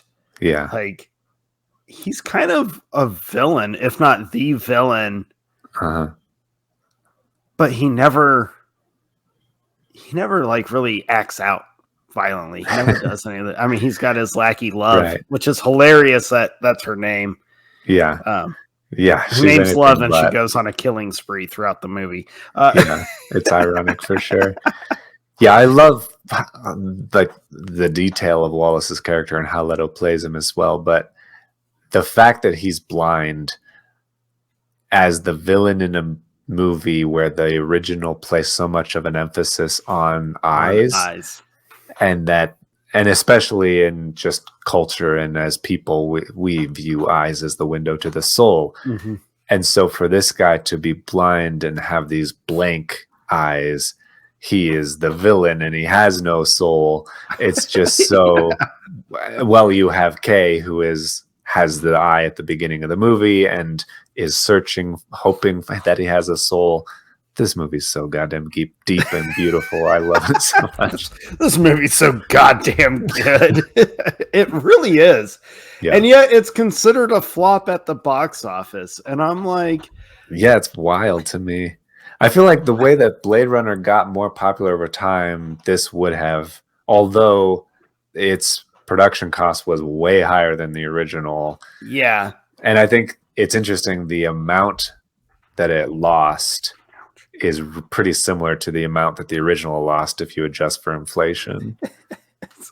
Well, if flopping kind of made me question a few things. And I know, like, you and I talked last episode of the first time we watched that original Blade Runner, neither of us were really like wowed by it. I mean, I was told by my dad, like, this one's probably the worst of the Harrison Ford, like, it's not great. And not really enjoying that first theatrical.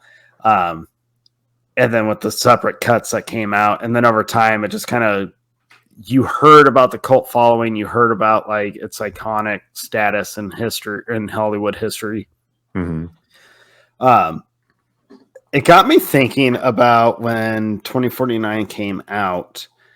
I remember a lot of hype to it. And I remember being just blown away by the trailers and just like, you understood this is going to be a big film. Yeah, all you need to do is show the visuals and the soundtrack and people buy in. But then I started thinking about, okay, so this was one of those movies where it was a sequel 20 plus years after the original. So no one's really needed a sequel, but here we are. And then I was thinking, and this was one of those movies where Harrison Ford, unfortunately, was just kind of like, he had this span where it was like, oh, Harrison Ford is coming back as Indiana Jones. Harrison Ford is coming back as Han Solo. And then we had Harrison Ford is coming back as Deckard. And I kind of thought, maybe people were just like, is this what we're reduced to? Yeah. I think that it is unfortunately the victim of a lot of people assuming that it's something that it's not, or assuming what it will be when it's actually so much more. It's so much because more. It's so much better than it should be, I think, is the problem. Because obviously you would expect it to be a certain thing. But it's like I said last episode, it's one of the rare sequels that's better than the original. Oh, 100%. I was like rewatching it again. I was 5 minutes into it, 10 minutes into it. The first time he does the baseline test and just being like, This is already way more tense, way more engaging on everything. Like nothing against that original. Yeah. But this feels like it literally grabbed you and was like, you're stuck with me. Check out where we're going to go. And it's beautiful. It's intense. It's unnerving.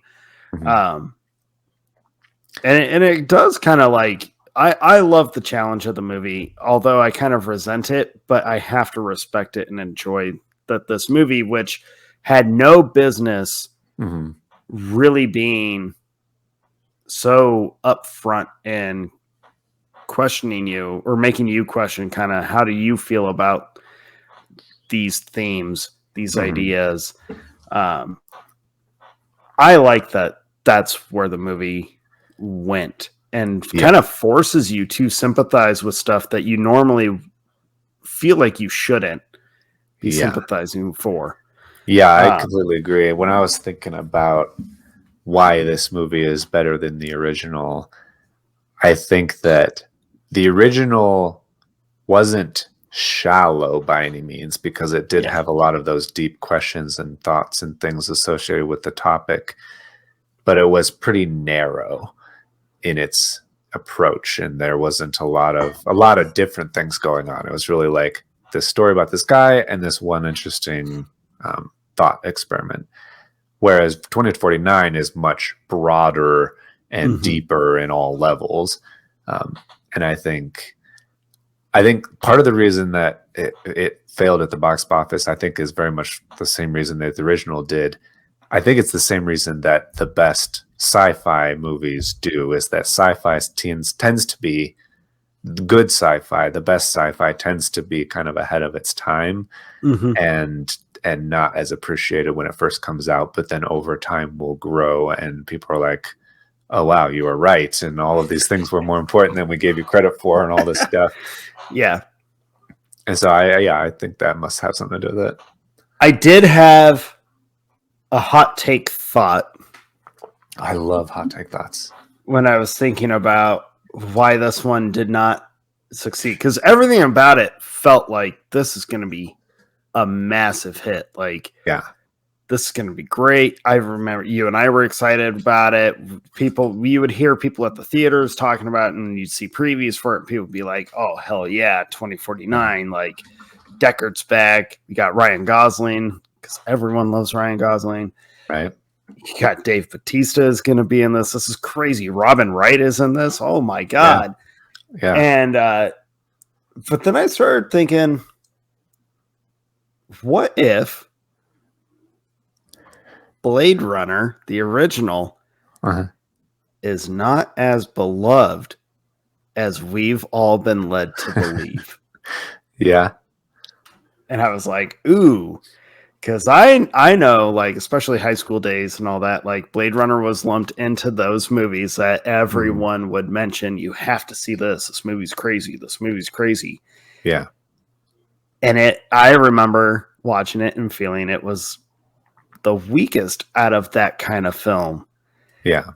And I really can't help but feel like, is Blade Runner actually that good of a movie? And we just watched them. We just watched different cuts of it.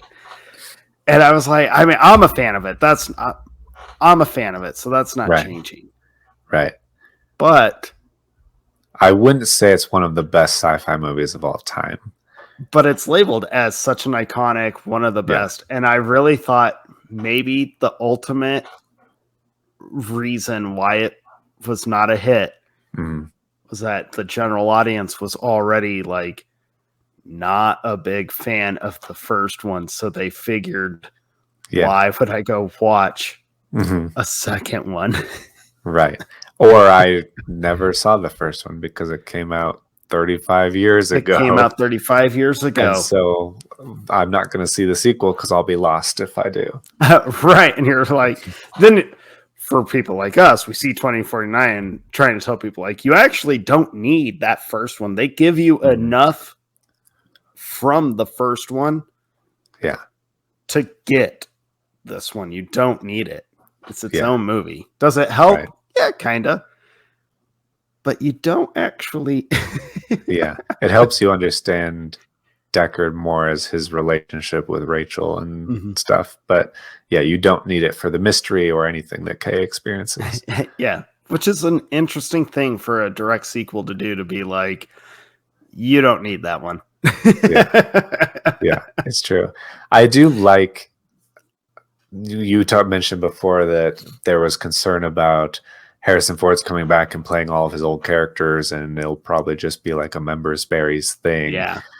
I really like the approach in this movie that all of the Blade Runner references, quote unquote references, like when Gaff shows up, or when Kay goes to the piano and finds that that stuff in there. It feels like, it doesn't feel like the movie is winking at you or being like, hey, we're doing the Blade Runner thing, like so many things do, like Star Wars does and like Marvel does and all these things do now. It feels like we're making a movie, and it's a movie in a world that another movie was in, and so certainly there's crossover. The whole point of the movie is the investigation and the mystery. Yeah. And so just by the necessity of the mystery and the investigation, Kay is forced to go and connect the dots with Gaff, with Deckard, and all these people. And it's so that for that reason, I think it feels way more natural that that you're like, oh, you're not like, oh, Gaff shows up, that one guy from that movie before. Oh, he said a one word in city speak that didn't make sense. You don't feel like, hey, he did the thing. You feel like, oh, this is a guy who has some connection to this mystery, and we're trying to put all the pieces together, kind of thing. It works for that reason so much better, I think, because it serves the story. It always needs to serve the story. I'm with you. I think all the Easter eggs that are in this movie, all the nods, the callbacks, whatever, are done in such a respectful and subtle way that it's not as a wink to you. I mean, the piano and the key, like, it's a direct, like the Gaff making the origami sheet, like, it's direct, but none of it is there to be, look how clever we are. Ha ha ha. Right. It's like, not like we need to check these boxes so that fans will feel like they saw a Blade Runner movie. Because you're on this investigation with Kay. You don't know where it's going. I think you understand at some point Deckard's going to show up. But I remember that first time watching it in the theater, and like after 40 minutes into it thinking, oh, Deckard's probably not showing up for a while. Like, I don't need Deckard in this movie, actually. Like, I'm so bought into Kay and what's happening on the screen that if Deckard never showed up, I would not even notice. I would not, like, I wouldn't have been bothered at all, because I just don't feel like it all has to ride on his shoulders. Right. Which I think was so well done, and I'm so glad that's the approach they took, and that's kind of why I'm, no offense, Ridley Scott, but glad you did not take the directing, because I feel he would have ended up, maybe not on purpose, maybe just his hand being forced, you know, because he was technically fired during post-production of the original. I'm sure there's immense pressure from studios. There was like, audiences won't understand it if you don't do this stuff. Considering the studio made them do a horrible voiceover on that theatrical cut, like, and a happy ending, and a happy ending. I can only imagine what they would have tried to force Ridley Scott to do on this one. But I like that it doesn't depend on Deckard. It doesn't all. I mean, yes, it all culminates with him and his connection to Kay and to the girl, but you don't take that as like, that's what the movie. You don't feel, as a fan, you don't feel like, oh, there's the moment. That's what I've been waiting for. He shows up and you're like, oh, sweet. That means there's more to this mystery. There's something way deeper. I wonder what that's going to end up being. And of course, you find out, because at that point, you're totally buying into like, oh, shit. Like, that makes Kay's story so much crazier as if he is this miracle birthed replicant. And Yeah. what does that actually mean? If he's born, does he still count as a replicant, or does Right. that actually finally push him into like, oh That's- no, you are human? I feel like that's the whole point of Blade Runner is where's the line? Yeah. Is the line life and intelligence? And if not, why not? If the line is, okay, you have intelligence, you have life, you experience life, you feel all of these things. Even once you develop emotion, you feel love, you feel sadness. If that's not enough, then is it being born? Is it being able to create your own life, self-replicating life, being able to reproduce and all of that stuff? Where's the line for it to be considered real, I think, is the whole question. And I think this asks that question and pushes that line further than the first one, which is a lot of the reason I think it makes it even better. Oh yeah. Plus, when you finally meet Deckard, you get one of the coolest fight scenes. It's such a unique fight scene when they go in the music room and everything's like malfunctioning. Yeah.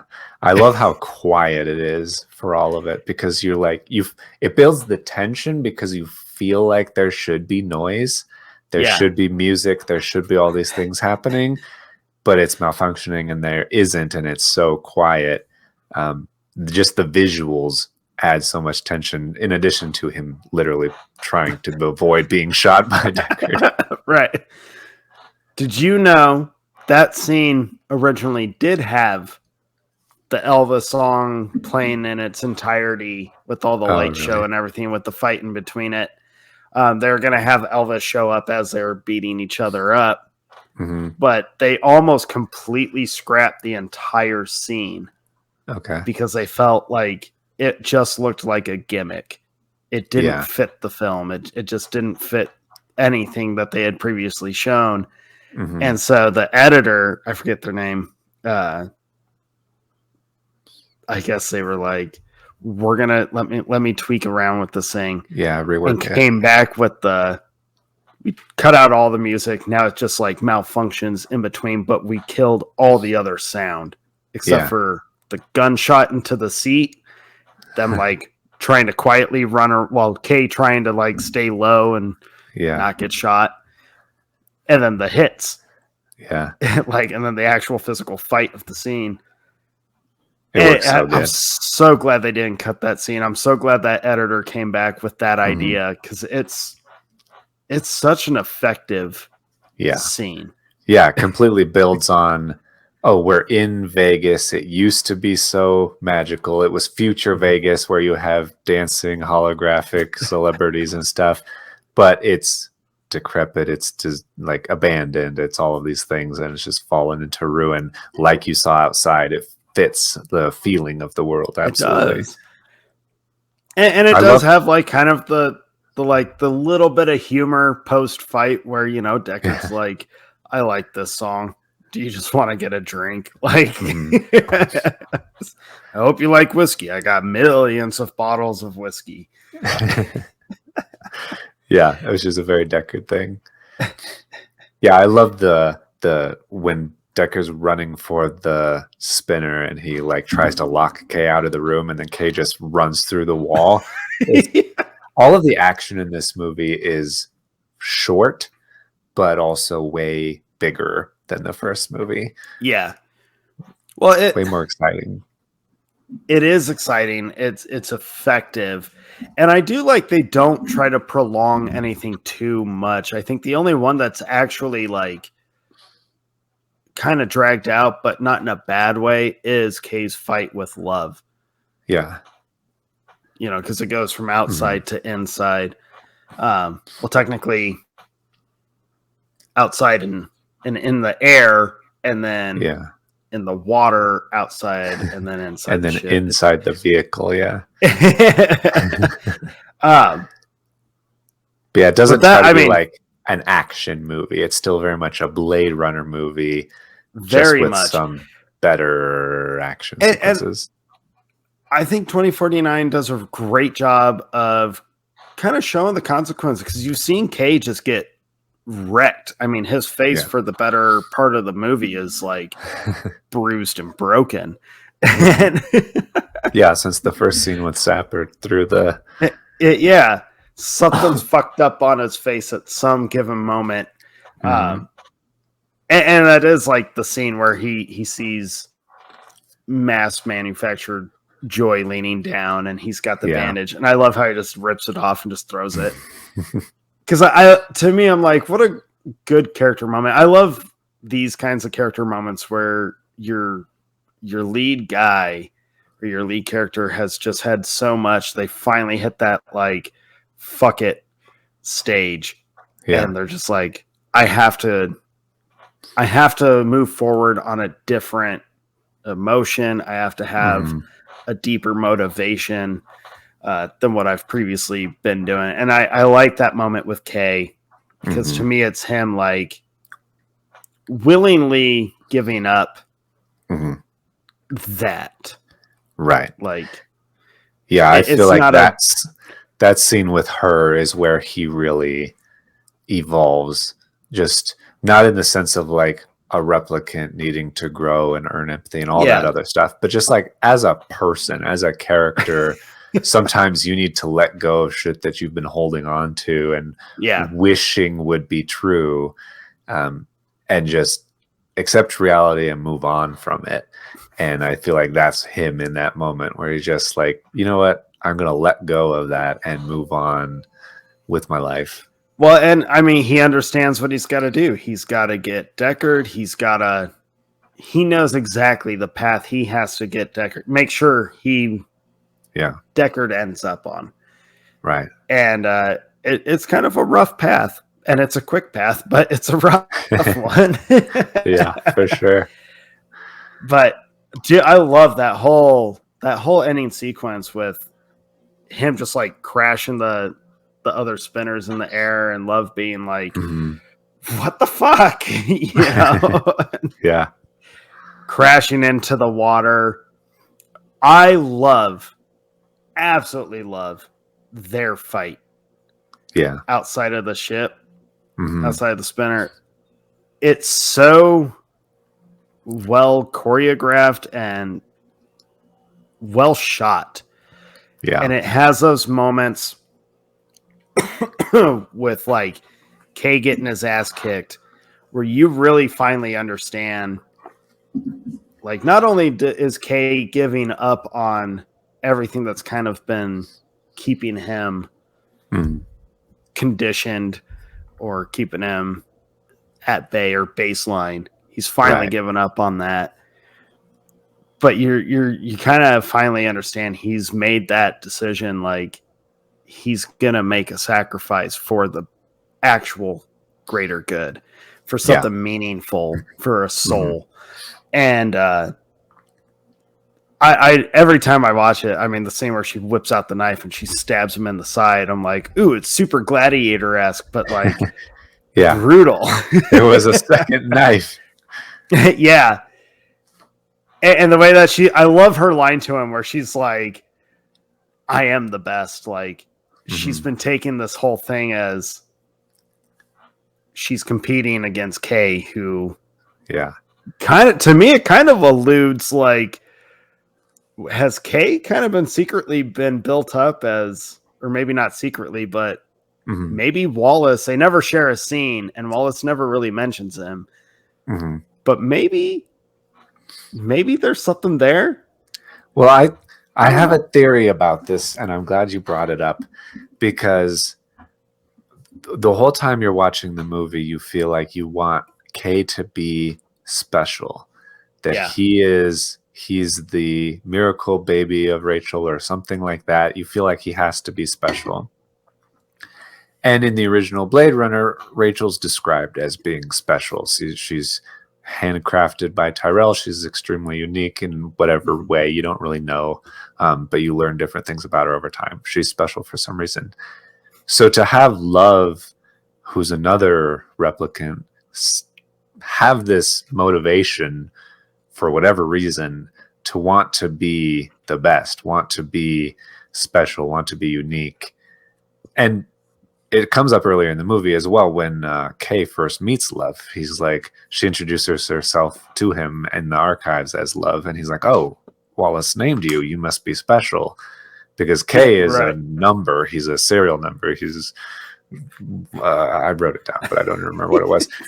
K something something. KD6-3.7. So for her to be named, she kind of already, I guess, feels a little bit special. I wonder if every replicant has that feeling or drive that they want to be that. And the more I think about that thought, the more I realize we as humans kind of wish. Well, I was going to say, like we're all special in our own way. I would assume that since the like overarching question or theme of the film is being more human than humans, and these replicants trying to like kind of, well, not trying, but they challenge that line of what justifies being human. Yes, the fact that all of us, our species, is obsessed with I'm special, I deserve this, I'm entitled to this, yada yada. It makes sense that the replicants would feel the same way, and the ones that don't feel special, like Deckard and Kay, they seem to be the ones that actually kind of shake the system up, where they're, which is kind of like, I guess, kind of wrong, or we would take that as like, you're supposed to purposely shake up the system. Like you should be telling yourself that you are meant for something, and not saying you're not supposed to do that. Yeah, but the ones that aren't are also the more depressed ones, the ones that are at home with a cyborg girlfriend because you're an incel, or the ones that are heavily drinking. Right, but it's interesting that the Blade depressed. Runner movies, the characters that seem to really shatter the norm, put a wrench in the norm, are the two guys that are like, this is my life. Like, yeah, it's true. And I think that's why they make good heroes, because you are kind of, you want them to find something more, a reason. You want them to find meaning in their lives so that they can have for a future. And both characters do. Yeah. One's just significantly shorter than the other. So you brought it up earlier when Kay drowns Love. Yeah. I mean, the way that he kind of holds himself, he braces his hand on the roof and holds her under, and like kind of like leverages his body weight so that she can't really fight back. His yell while he's killing Love, it reminds me a lot of like Superman killing Zod in Man of Steel. Not as emotional to me, but it reminds me of that kind of principle of like he's been killing his own kind, or retiring his own kind for his whole existence. Yeah. But now that he's kind of made the decision to find purpose in life, or find purpose in a future, something more, I think that's so effective that he's like screaming, because there's an understanding this is like a first murder. Yeah. That's how I took it. Of like, it's not his job. He kind of mentally and emotionally wants to leave that life behind. Yeah. But he also, it's who he is, and he has to kind of continue that. And he understands that his purpose is to make sure Deckard can find some hope and some extra longevity in his existence through meeting his kid for the first time. which I think is it's such a, I love how the movie wraps up. And I saw some people saying that it's like open-ended. I disagree. Yeah, I think really it's pretty disagree. clear that that's definitely the girl. That's definitely Definitely girl. And I love that whole when Kay, frees Deckard from the water and stuff because he's like almost drowning in the water himself. Mhm. And they get to his daughter's like holding cell, her home. I hate calling it a home because it's so like her residence, her cell, her bubble, as beautiful as she makes it look, with like the forest for the first time when you meet her, and then her birthday cake that she does when she tells Kay like, no, this memory happened. It might be the most depressing set piece in the whole film. Yeah. She's just a prisoner forced to stay there and design stuff. It's just so depressing. But I love the snow, and I love Kay. I mean, obviously he's like dying, but I love how slow he is. I love that he takes that time on the steps just to like watch the snowflakes. I don't know why, I can't explain it, but I'm like, this feels so deep, and I just can't quite like. I think it's deep because it's kind of a mirror image to the end of Blade Runner, where instead of the falling rain, it's the falling snow, and he's at the end of his life, and all of that. It's just like Tears in the Rain. It's Kay in the snow. It's so unique. Yeah, you know what I mean, though, and I agree with you. I get the similarities and the parallels of the two scenes. There's just something really pretty of how that whole ending is shot. And I do love that he tells Deckard, like, hey, go meet your kid. And he's like sitting on the steps. And I love how they just let him fall. Like there's no, let's just drag out him closing his eyes. It's just, he falls back and just, that's it. Yeah.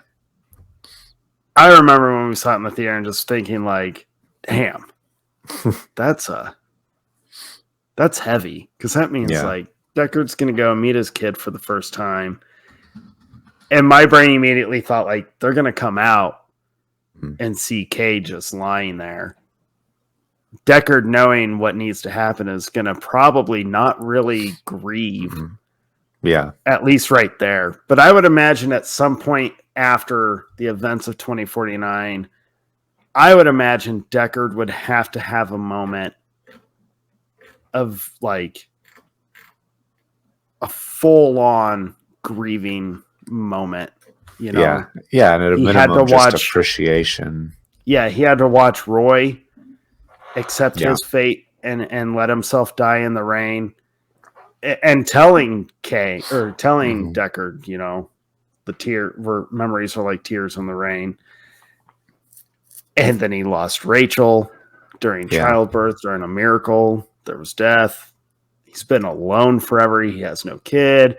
And then he just he met this dude in less than 24 hours. This guy decided, I'm going to make sure not only am I saving your life, but to give your life actual purpose all of a sudden for the first time in 30 years. I would imagine Deckard would have to have a moment of just like, fuck. Oh my God. Oh yeah, for sure. It's heavy. Like these people, Rachel's the only one that he's had like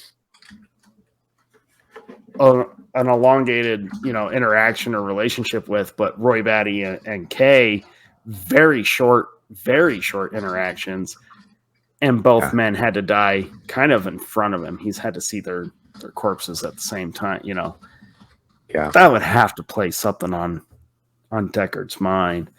Oh, dude, 2049 is so good. Yeah, it really is. It's so good. A couple of things we didn't touch on. we talked a little bit about love and how Mhm. great she is at the ending, but I think that her she's really the villain of the movie, even Oh though yeah, Wallace is set up as the villain of the movie.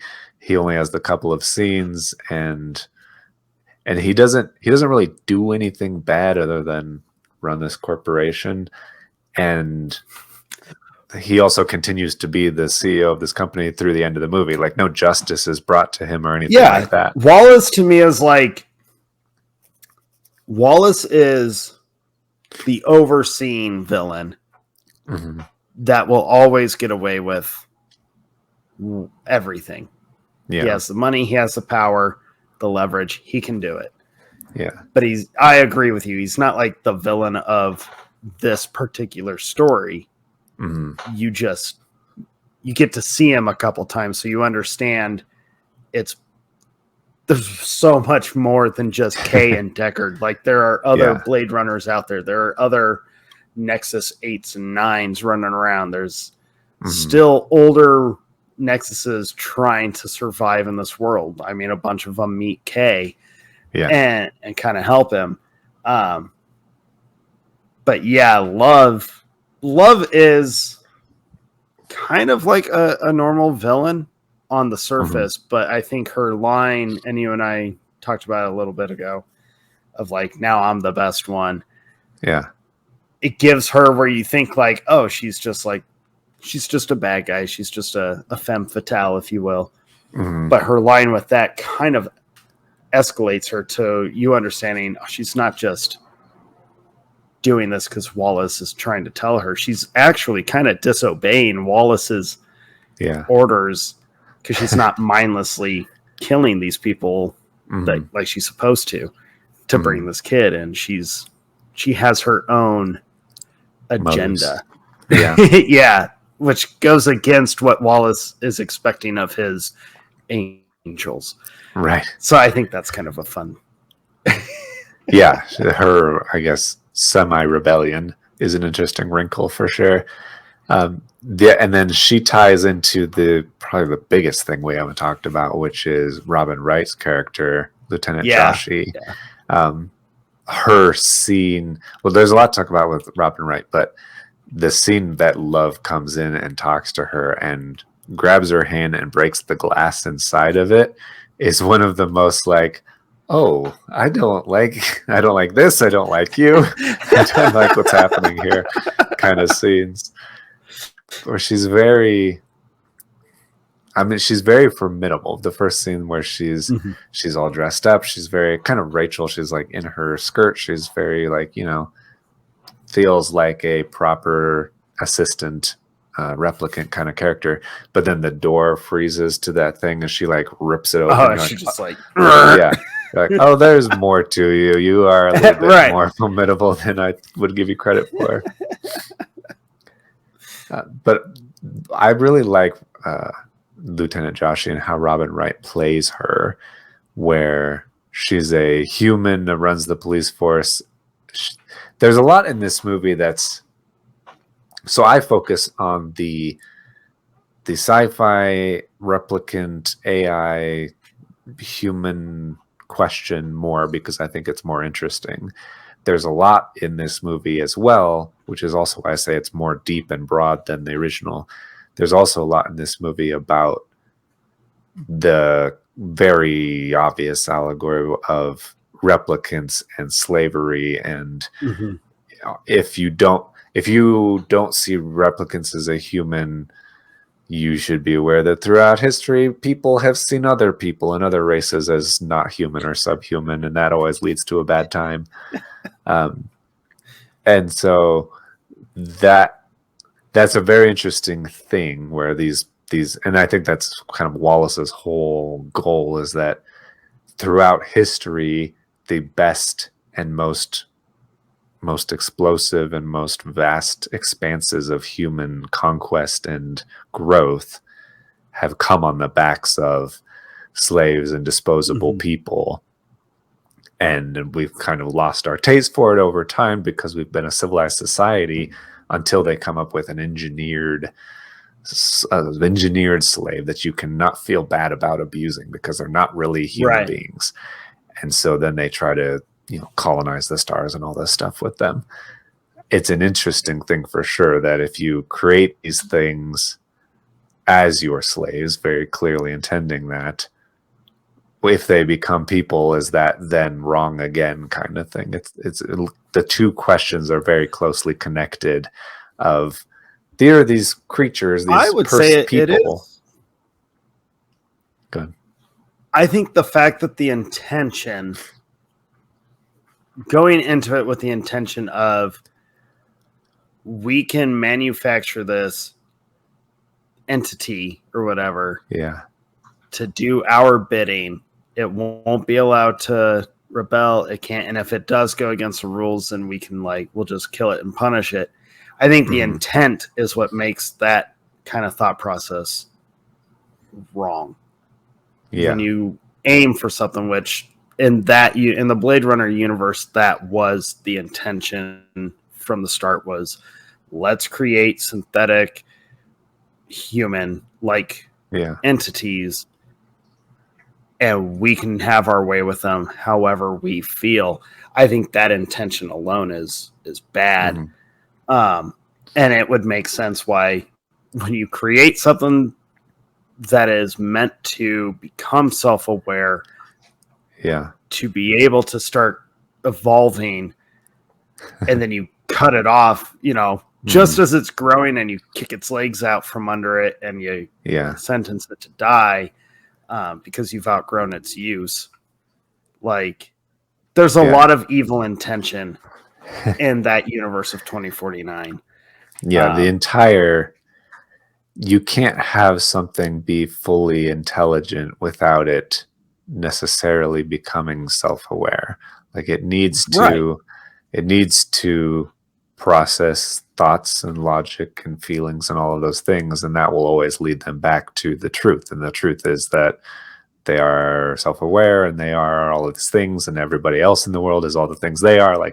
It always ends up that way. And I think that's why every sci-fi story always ends up the way that it does. Which is probably why so many sci-fi authors, filmmakers, whoever, have always, since the dawn of science fiction writing, have always all shared the unanimous rule of man was not meant to play God, and if just because you can does not mean you should. There are things you need to just leave alone. Right. Because there's consequences. Every time we try to do something, there are side effects that we didn't really intend, but they're always there. But they're always there, constantly there. There's a trade-off. It's crazy. You could simplify it down to social media. When MySpace was a thing, the intention was be connected to your friends and your family. You can share your life with your friends and family that are long distance from you. Facebook's intent originally was, let's rate girls in college campuses to see who's hot and who's not, and then it developed into something more. So who had the better intent? And what says more about human nature? That MySpace went, down, and Facebook came up. Which one? And now Facebook is known for being just as toxic as fucking Twitter. Was Twitter ever not toxic? But I think human beings are toxic, and the more that you elevate them and connect them, it makes it worse. Twitter gave not just a platform, but it encouraged this platform. And I only bring all this up because the stuff, when thought, most of it when it was in its pre-phase or whatever the fuck, conceptual nature, conception, most of it had the intention of how cool would it be if we were able to connect more.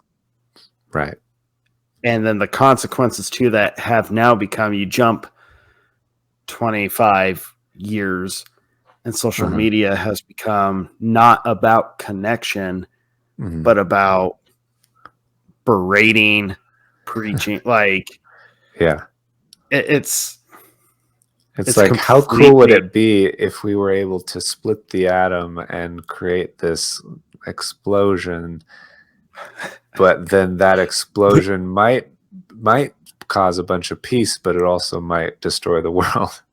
But it could destroy the world. And then the better part of it was, or is, like, yeah, we had peace until someone creates a bigger bomb. You can take that the literal way, or you can take it as a figurative way, metaphorical way. And it's true. Like, what is wrong with us as a species? I'm all for trying to discover more about our existence. There's plenty of questions that will probably never be answered. But I think us, we as a species have just completely lost touch with, like, just leave it. There is an actual natural way of doing, like, letting things go. We should probably try to just let the natural way go. Yeah. But we get so caught up in so much and so quickly. Yeah, it does seem like it's crazy how the more you fight and try to rebel against the natural order of things, whether it's creating synthetic drugs or food or people, that it seems nice because you can make more food and feed more people, but actually that food is terrible and will give you cancer and all of this stuff. Like, so maybe detrimental to your brain. Just do the normal, natural, things that we have available to us. I'm not gonna lie. When we were, like, getting ready to do these 2 Blade Runner episodes, I don't think either of us had the intention of, like, having more of a real world discussion and having those discussions be inspired by these 2 movies. But I think it's important. I think it's good. I hope people listen, and I hope somewhere out there people are in agreement with us, being like, yeah, maybe we should try to find beauty in simpler things. Maybe we shouldn't be so caught up in the next great technology. I think it's fucking ridiculous. And not to toot my own horn, I know you do the same, my mom and dad do the same thing, but, like, I am not one of those people when the new iPhone or the new Android is released every 2 weeks, something stupid like that. I don't care, but I know so many people that get so caught up in, well, I need that one, I have to trade mine in, and every time I'm like, is yours broken? Is it like, does it not work? And it's always, no, I just need the new model. Like, we've lost complete touch with practicality. What the fuck is wrong with you? I've had the same phone of marketing. I'm like, I've had my phone for almost, I think, 10 years, if not long, like around there. And if it ain't broke, don't fix it. Broke. And it's practical. Like, dude, I had no intention, no even thought of, like, these kinds of discussions. Obviously, prepping for 2049, coming on the heels of Blade Runner, I was like, okay, I'm being challenged again. I'm getting triggered again by all this stuff. I was like, I'm probably going to end up doing this. And I did. I'm sorry, guys. I'm so sorry. I think that's the best art, though. I think that the best art mirrors or makes you think about the world around you in a different way. And these movies definitely do that. I also think that they tap into an element of humanity and human nature that makes them timeless, even though even though we're not in 2049 yet, even though we're past 2019, it doesn't really matter because these movies are really about people and what it means to be human. And as long as we're people and as long as there are people around us, they'll be relevant and true as far as what that means. And so I think that's why they're good movies and that's why they're good art, I think. Oh yeah. And you know, let's face it, none of us want the memory of us being, you know, completely forgotten or washed away. Like and Tears I think in the Rain. Yeah, you know, like with Roy, we don't want that to be our legacy. We don't want to be forgotten. We don't want our experiences and our memories to be lost forever. And at the same time, we want to be able to either find purpose by giving purpose or just helping someone find fulfillment in their own life. Yeah. And I think that's so cool how that's a cool parallel for me between Roy and Kay, both being replicants, both having kind of this drive to find something more in life. But I never thought about it until you were just saying that. But that's, I think, another reason why this movie is so deep and intentionally talking about children and reproduction.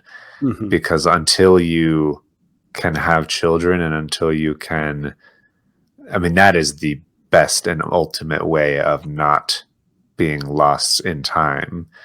And so if replicants cannot have children, that keeps them separate. Kind of like how Joshi says that the world's on a wall and we're different. Humans and replicants are different, and we need to be, otherwise there's going to be problems.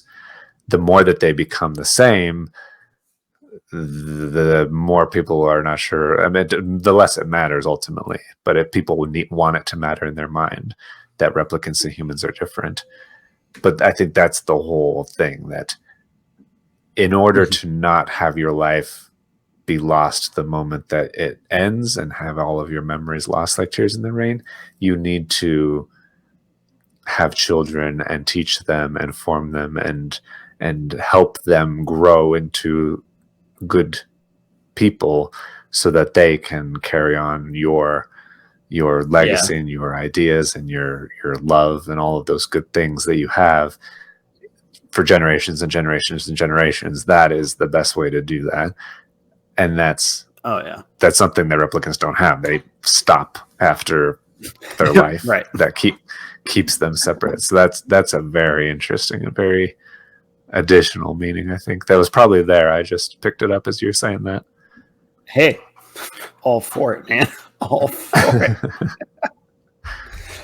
It's such a good movie. Folks, like, obviously we didn't break down scene by scene, and there's so much in this movie. I think we touched on out of 2 hours and 40 something minutes of film time. I think you and I probably touched on about 2 hours of it, maybe a little less. Yeah, most, I would say. But it's such a great film, and it's one I always root for more people to sit and watch. Is it slow? Yeah, but it's not the kind of slow you think. I know your director, dude. I'm not even trying his name now. Denis Villeneuve. Self-conscious. Sure. He joked and said that he made the most expensive art house film like ever. Yeah. And like, if this is the kind of art house film that if this was what art house films actually were like, I would be way more on board with them. Yeah. I think that art house films focus so much on beautiful and interesting visuals, but you don't ever really buy into the story or characters or care about it. And so they feel long and just like a series of images that you don't really care about. This movie is a lot of beautiful images that you definitely are enjoying watching, but in between each one is deep and meaningful characters and story that you totally buy into. So it's art house in that way, that it's one of the most beautiful movies I've ever seen, but it's also a massive sci-fi blockbuster that I'm amazed that isn't super popular, that nobody's ever seen. It should be way more popular. I think it has a big audience. People know 2049. I kind of wish people would have seen it in the theater, because watching this one on the big screen was a lot like watching Dune on the big screen, where it was just like, you need that scope at least once. Right. Yeah. And a lot of his movies have that massive scale. Arrival, even Enemy. A lot of his movies have you need to see them on the big screen for sure. Yeah. I wish I saw Arrival on the big screen. That would have been great. Oh, yeah. Dummy. So as a Blade Runner fan, I feel like we're Blade Runner fans. Are you interested in Blade Runner 2099 that takes place 50 years after the fact? Amazon is developing a series called Blade Runner 2099 that is executive produced by Ridley Scott. He may direct it if it moves forward as a project. It'll be live action. Right. But no. No, you're not? I'm not. No, but that's... Why is that? Because one, I don't think it was ever meant to be a franchise. Yeah. Two, I think once you go past 2049, which ends on such a fulfilling, like, it's a bittersweet but fulfilling conclusion. I feel it concludes Deckard's story as it should. Like, was it necessary? No, I'll say that. 2049 was probably not a necessary sequel, but I'm so thankful that we got it, because I like knowing Deckard has an actual conclusion. I like seeing Kay's story. I like the idea of what Kay's decisions and his journey through this film might inspire Deckard and his daughter post 2049. Yeah, there's meaning in that. I think there's great meaning in that. I feel anything past this is going to be way more unnecessary, forced. I don't think it's going to have the same kind of challenges. I think it's just going to get lost. Yeah. And I don't think it'll have any impact to it. And I could be wrong, and I would gladly be wrong. It'd be cool if it ended up being something incredible. Yeah. I just don't think it will be, because I think at this point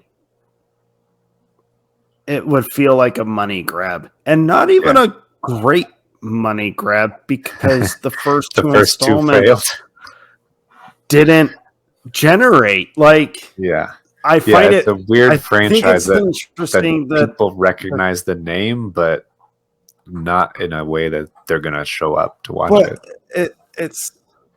They're flops, and I think they are so desperately trying to cling on to just the cult status of the original Blade Runner. Yeah. And I don't think you can do that. I think you have to just... And what is Ridley Scott doing? He's making a sequel to Gladiator, which... is wild. What? And why? I think there's also a possible TV reboot of Alien at some point. Apparently Hulu's going to have an Alien series or something like that. Yeah. Or is it... But it feels like... I feel like Ridley Scott needs to just, like, dude, go back to, like, give us something different. Don't, like, is your career just like, are you just not getting hired to direct films right now? So you're just like, well, people loved this first one I did 30 years ago. I guess I should do one again. Yeah, don't go back. Go forward. I'm interested in Napoleon. I think that Napoleon might be good. but Right. that's the kind of thing he should do is new. That's things. what I'm excited for. I'm excited for Ridley Scott doing Napoleon. Hopefully it ends up to be great. Mhm. I think that's what he should do is just focus on something original. Like don't worry about rehashing the stuff he did 30 plus years ago or 20 Yeah. plus years ago. Like, I mean, it's just great leave it to alone, be. man. It's great to be the alien guy and the Blade Runner guy and the Gladiator guy for sure, but you don't want that to be all that you are. And I don't see any other Yeah, great like directors staying stuck in that beginning stuff. I mean, he did Black Hawk Down, didn't he? Isn't that Yeah. one of his? He did. Yeah. Black Hawk Down is one of the best war movies. It's one of my favorite war movies. That movie is intense as hell.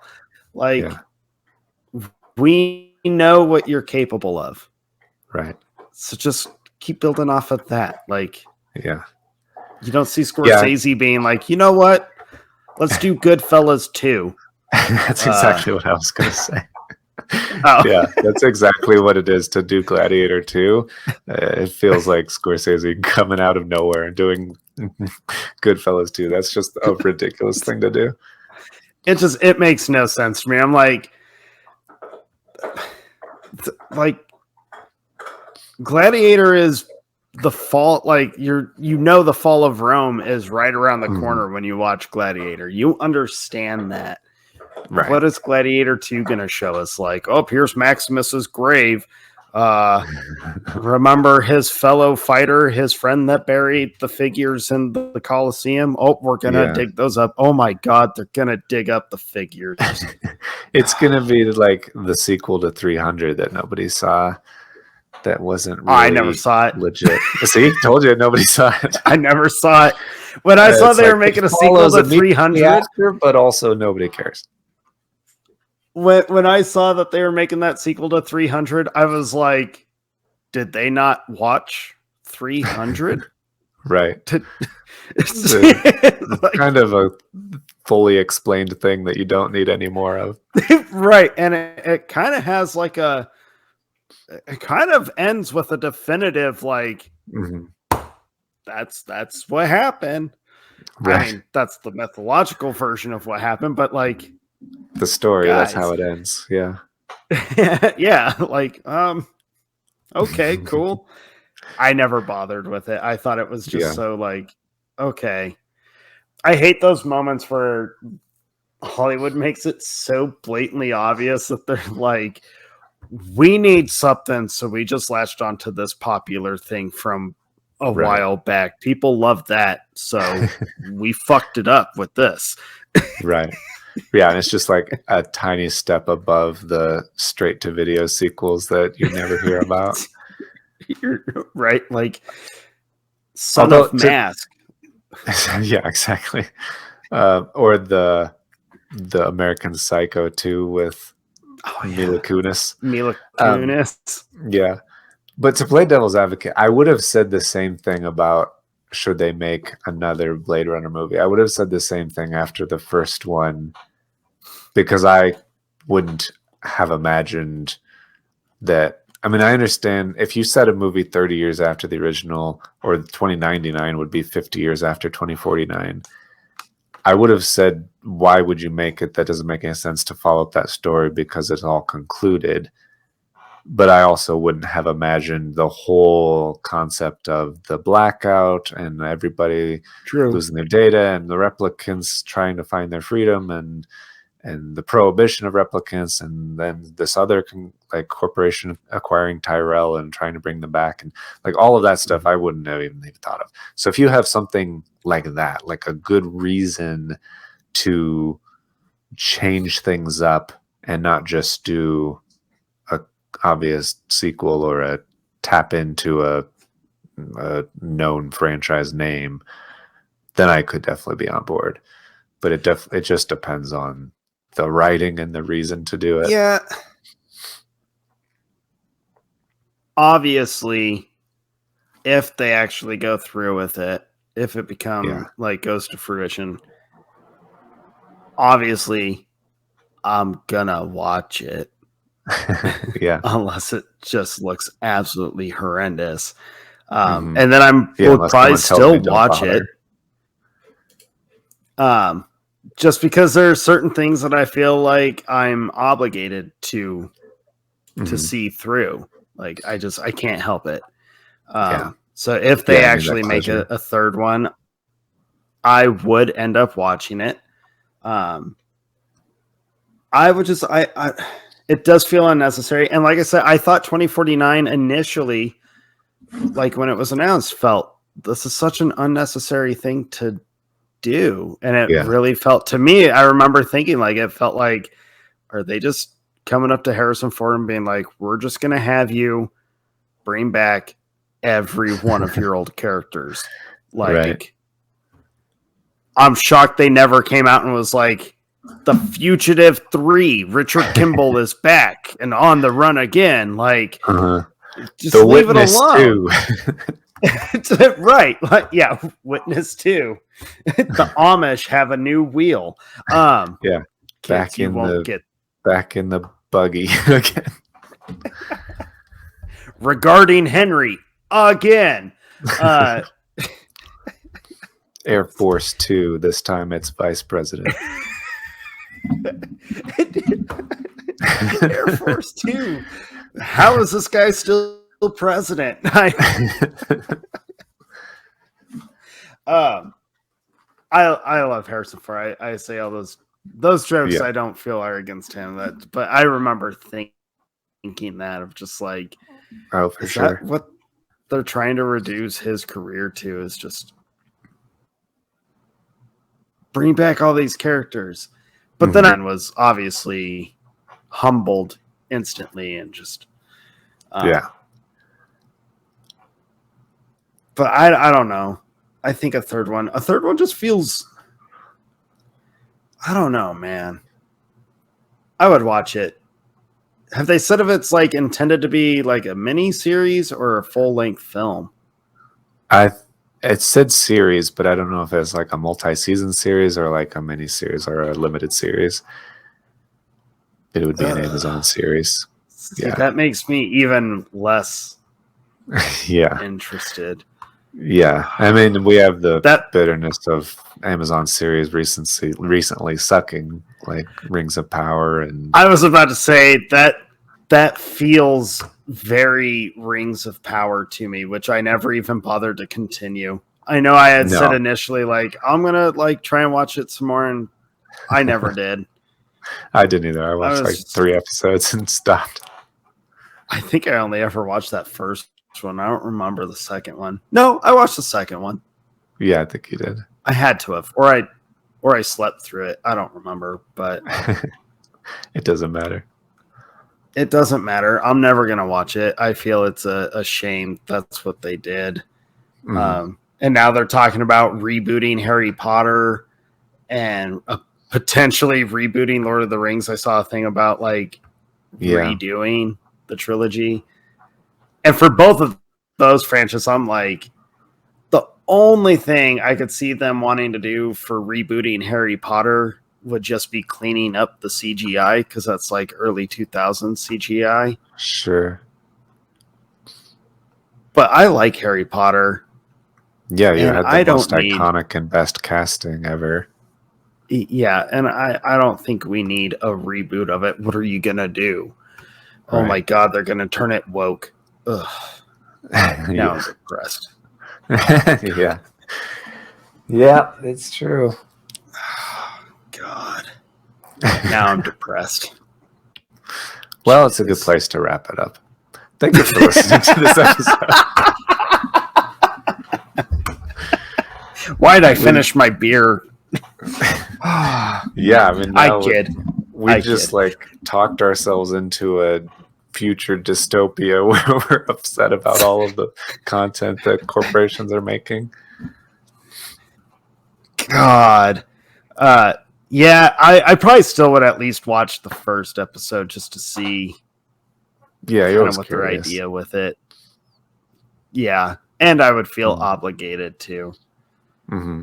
I still think it's unnecessary, but I guess we'll find out if it actually goes through. It's weird that they're investing that much money into stuff that's like proven to not be right big winners with your mass audience. Yeah. Yeah, I mean, they are desperate for anything with any sort of brand recognition, whether it's good or not. That's why they make movies about board games and dolls and shit. So, but that was a Oh, that billion-dollar list, franchise. So, that Mattel list that you posted earlier today. yeah. There was one on it that I was like, it wasn't, no, two. The He-Man one that you posted. Oh yeah, Masters of the Universe would slap.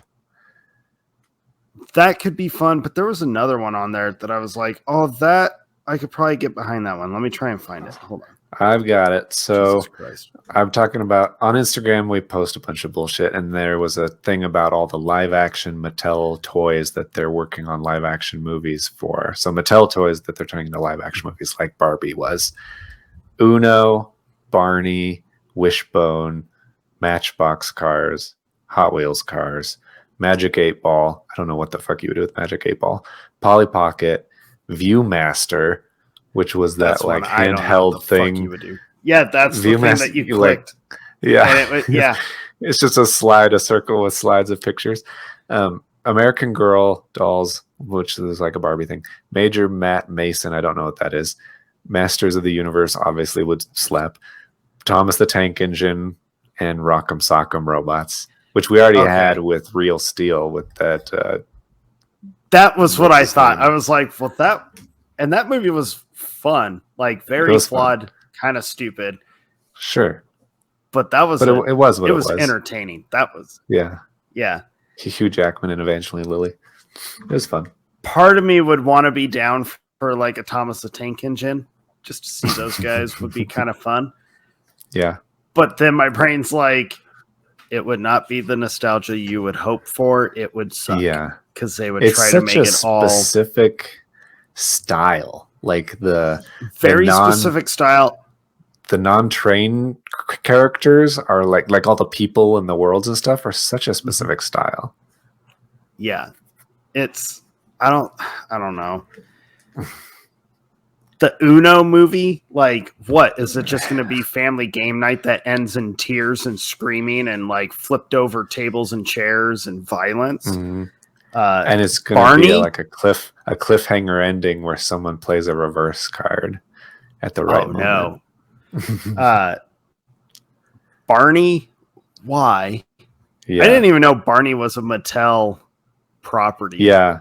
Some of these are like not really toys, they were shows more so, like Barney and Wishbone but that I is feel the like one Master of the Universe would be a show more than a toy.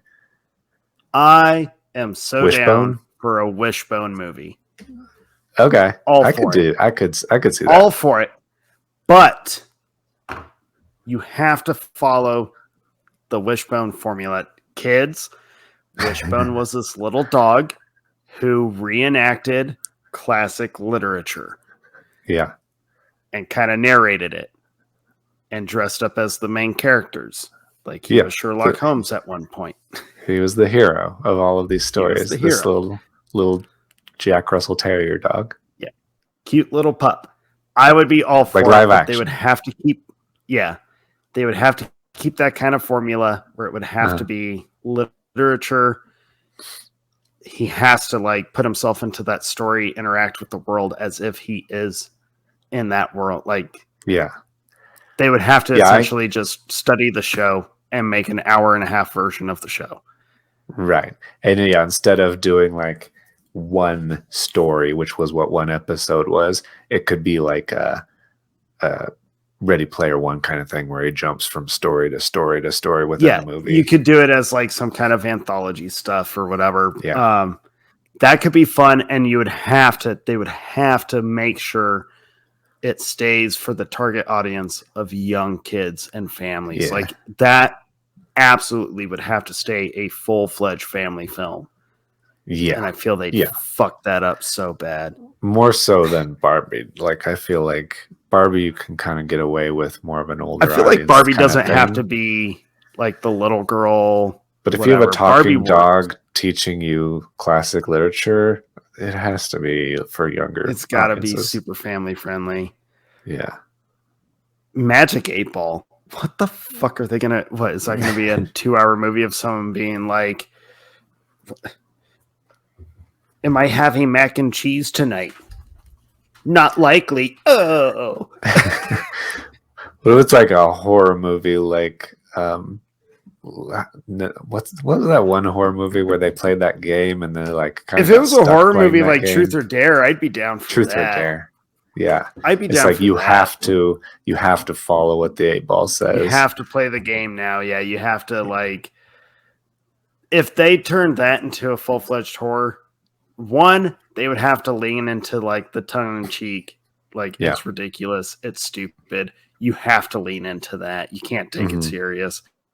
Because at no point is any audience member going to take a moment where they're shaking the fucking 8 Ball and it tells them, like, come back later or whatever the fuck that dice inside says. Yeah, it'd be like no one's they're in some dire situation and they really need to figure out what to do, and they shake and it says, "Outlook unclear. Ask again later."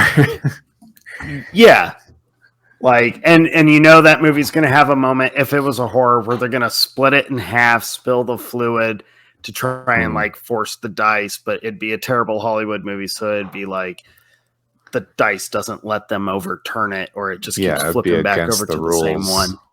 Yeah.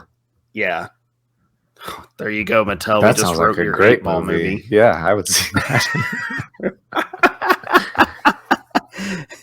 Yeah, the ending has to be, you just keep playing the 8-Ball. That's it. Yeah, it'd be like Yes Man meets a horror movie. Yes Man meets a horror movie. Yeah, but Yes Man was like a good movie. I really this like could be good. It could be good. You don't know. It's also not a real movie either. I mean, they're all in development. They probably just pulled a list of all of the properties Mattel owns. They're like, can we come up with an idea for this? And if you can't come up with an idea in 5 minutes like we just did, they'll cross it off and not do it. But we literally maybe a couple of them, did the like Wishbone. Dude, I swear to God, they're going to ruin Wishbone, and I'm going to be really bitter about it. I used to read the books. I watched the show. I didn't know there were Wishbone books. How are they different than the real book? They throw Wishbone the show. in the red. So it was like the novelization of the show. Okay. I thought it was like you would get the Wishbone version of Pride and Prejudice, and it would be exactly Pride and Prejudice, but then Wishbone would be a character that would show up in it from time to time. No. So you actually like trick these kids into reading the classics, but then also Wishbone is in there sometimes. I mean, that's probably what they should have done. Yeah, that's what I would do. But no, it was just like, it was the novelization of the show. So you had all the different ones. I think I remember reading The Time Machine. That one I remember the most. Good one. Yeah. I want to say I read. Was good. Huh? I think the Treasure Island episode was. That was the one I was going to say. I'm pretty positive. I remember watching Treasure Island, the Wishbone Treasure Island. I don't know if I read it, but I remember definitely watching the Time Machine Wishbone episode and reading the book, the Wishbone version of the episode. Okay. Of course, then reading the actual Time Machine. We have derailed horribly. So, what was this episode about? Replicants or something? Fucking Mattel making. You have one hit. This is so funny to me. This is so like, this is Hollywood. Yeah. Well, you made $1 billion off of a dumb idea, and so of course they're going to chase that high again. We got lucky on this movie that was supposed to just be an utter fail, but it got caught up in a whole fun social media event. Yeah, which was fun. Don't get me wrong. Half successful because the people made memes and hyped it because of how dumb it was. Like, you're making a Barbie movie and everybody's like, oh, that's so silly, you're making a Barbie movie. And then they hyped it as a joke partially to say, oh, we're all going to go see it. It ended up being good enough, pretty good. A lot of people really like it. But I think the marketing and the hype is a significant portion was just the marketing this is was a silly done idea. very well. Yes. it will be funny to watch the Mattel properties crash and burn following Barbie, because people will be like, we don't care about these, give us Barbie 2, that only half of us will end up going and watching, finding out how horrible it is, because it'll probably end up like Wonder Woman 1984, and everyone's going to be like, God damn it. Yeah, I don't see lightning striking twice, and I don't see the memes being as spectacular for Polly Pocket, the movie. Oh my God, I know. Apparently they cast Polly Pocket, though. The worst part I saw was that Lena Dunham was going to direct it, and I don't know if it's true, but that also sounds like a joke, so it might not be true. But if it is true, it's also a joke, I feel like. Anyway. God. So thank you for listening to us talk about Blade Runner. Thanks, guys. We really appreciate it. A bunch of other stuff. If you are using our show to help fall asleep and you just happen to wake up as we're ranting about Mattel, I'm sorry. Yeah, it's no different than us ranting about anything else, though, so it works. And if you're interested in all of these weird things, as soon as they come up, as soon as they're made aware, we are made aware of them, check us out on Instagram, because that's where we post these silly things that we find on the internet. Yeah. And memes about the show, or thoughts we have after we stop recording, like, oh my God, I can't believe we didn't talk about this thing. We'll be posting it on Instagram there, so check us out. I'm pretty positive you and I are both going to have a bunch of those. Please make sure you like, subscribe, and all that stuff. It helps. Watch us on YouTube. Subscribe to that shit too. Get your cool swag. It's fun. What are we doing next time? Oh shit, that's right. Next episode should be pretty fun. It was inspired by our Room episode, or The Room episode. The Room. Very different episode. Wow. Whew. That was a close one. That was a very close one. We're doing our top 10 B movies. Yes. So rolling in some very fun, in the worst, best kind of way, kind of movies. So I'm stoked for that one. Yeah. Yeah. It will be very interesting time. Ridiculous films. Yeah. I'm excited for it. So yeah, check us out next time. And thank you for listening this time. Thank you. See you guys. Bye.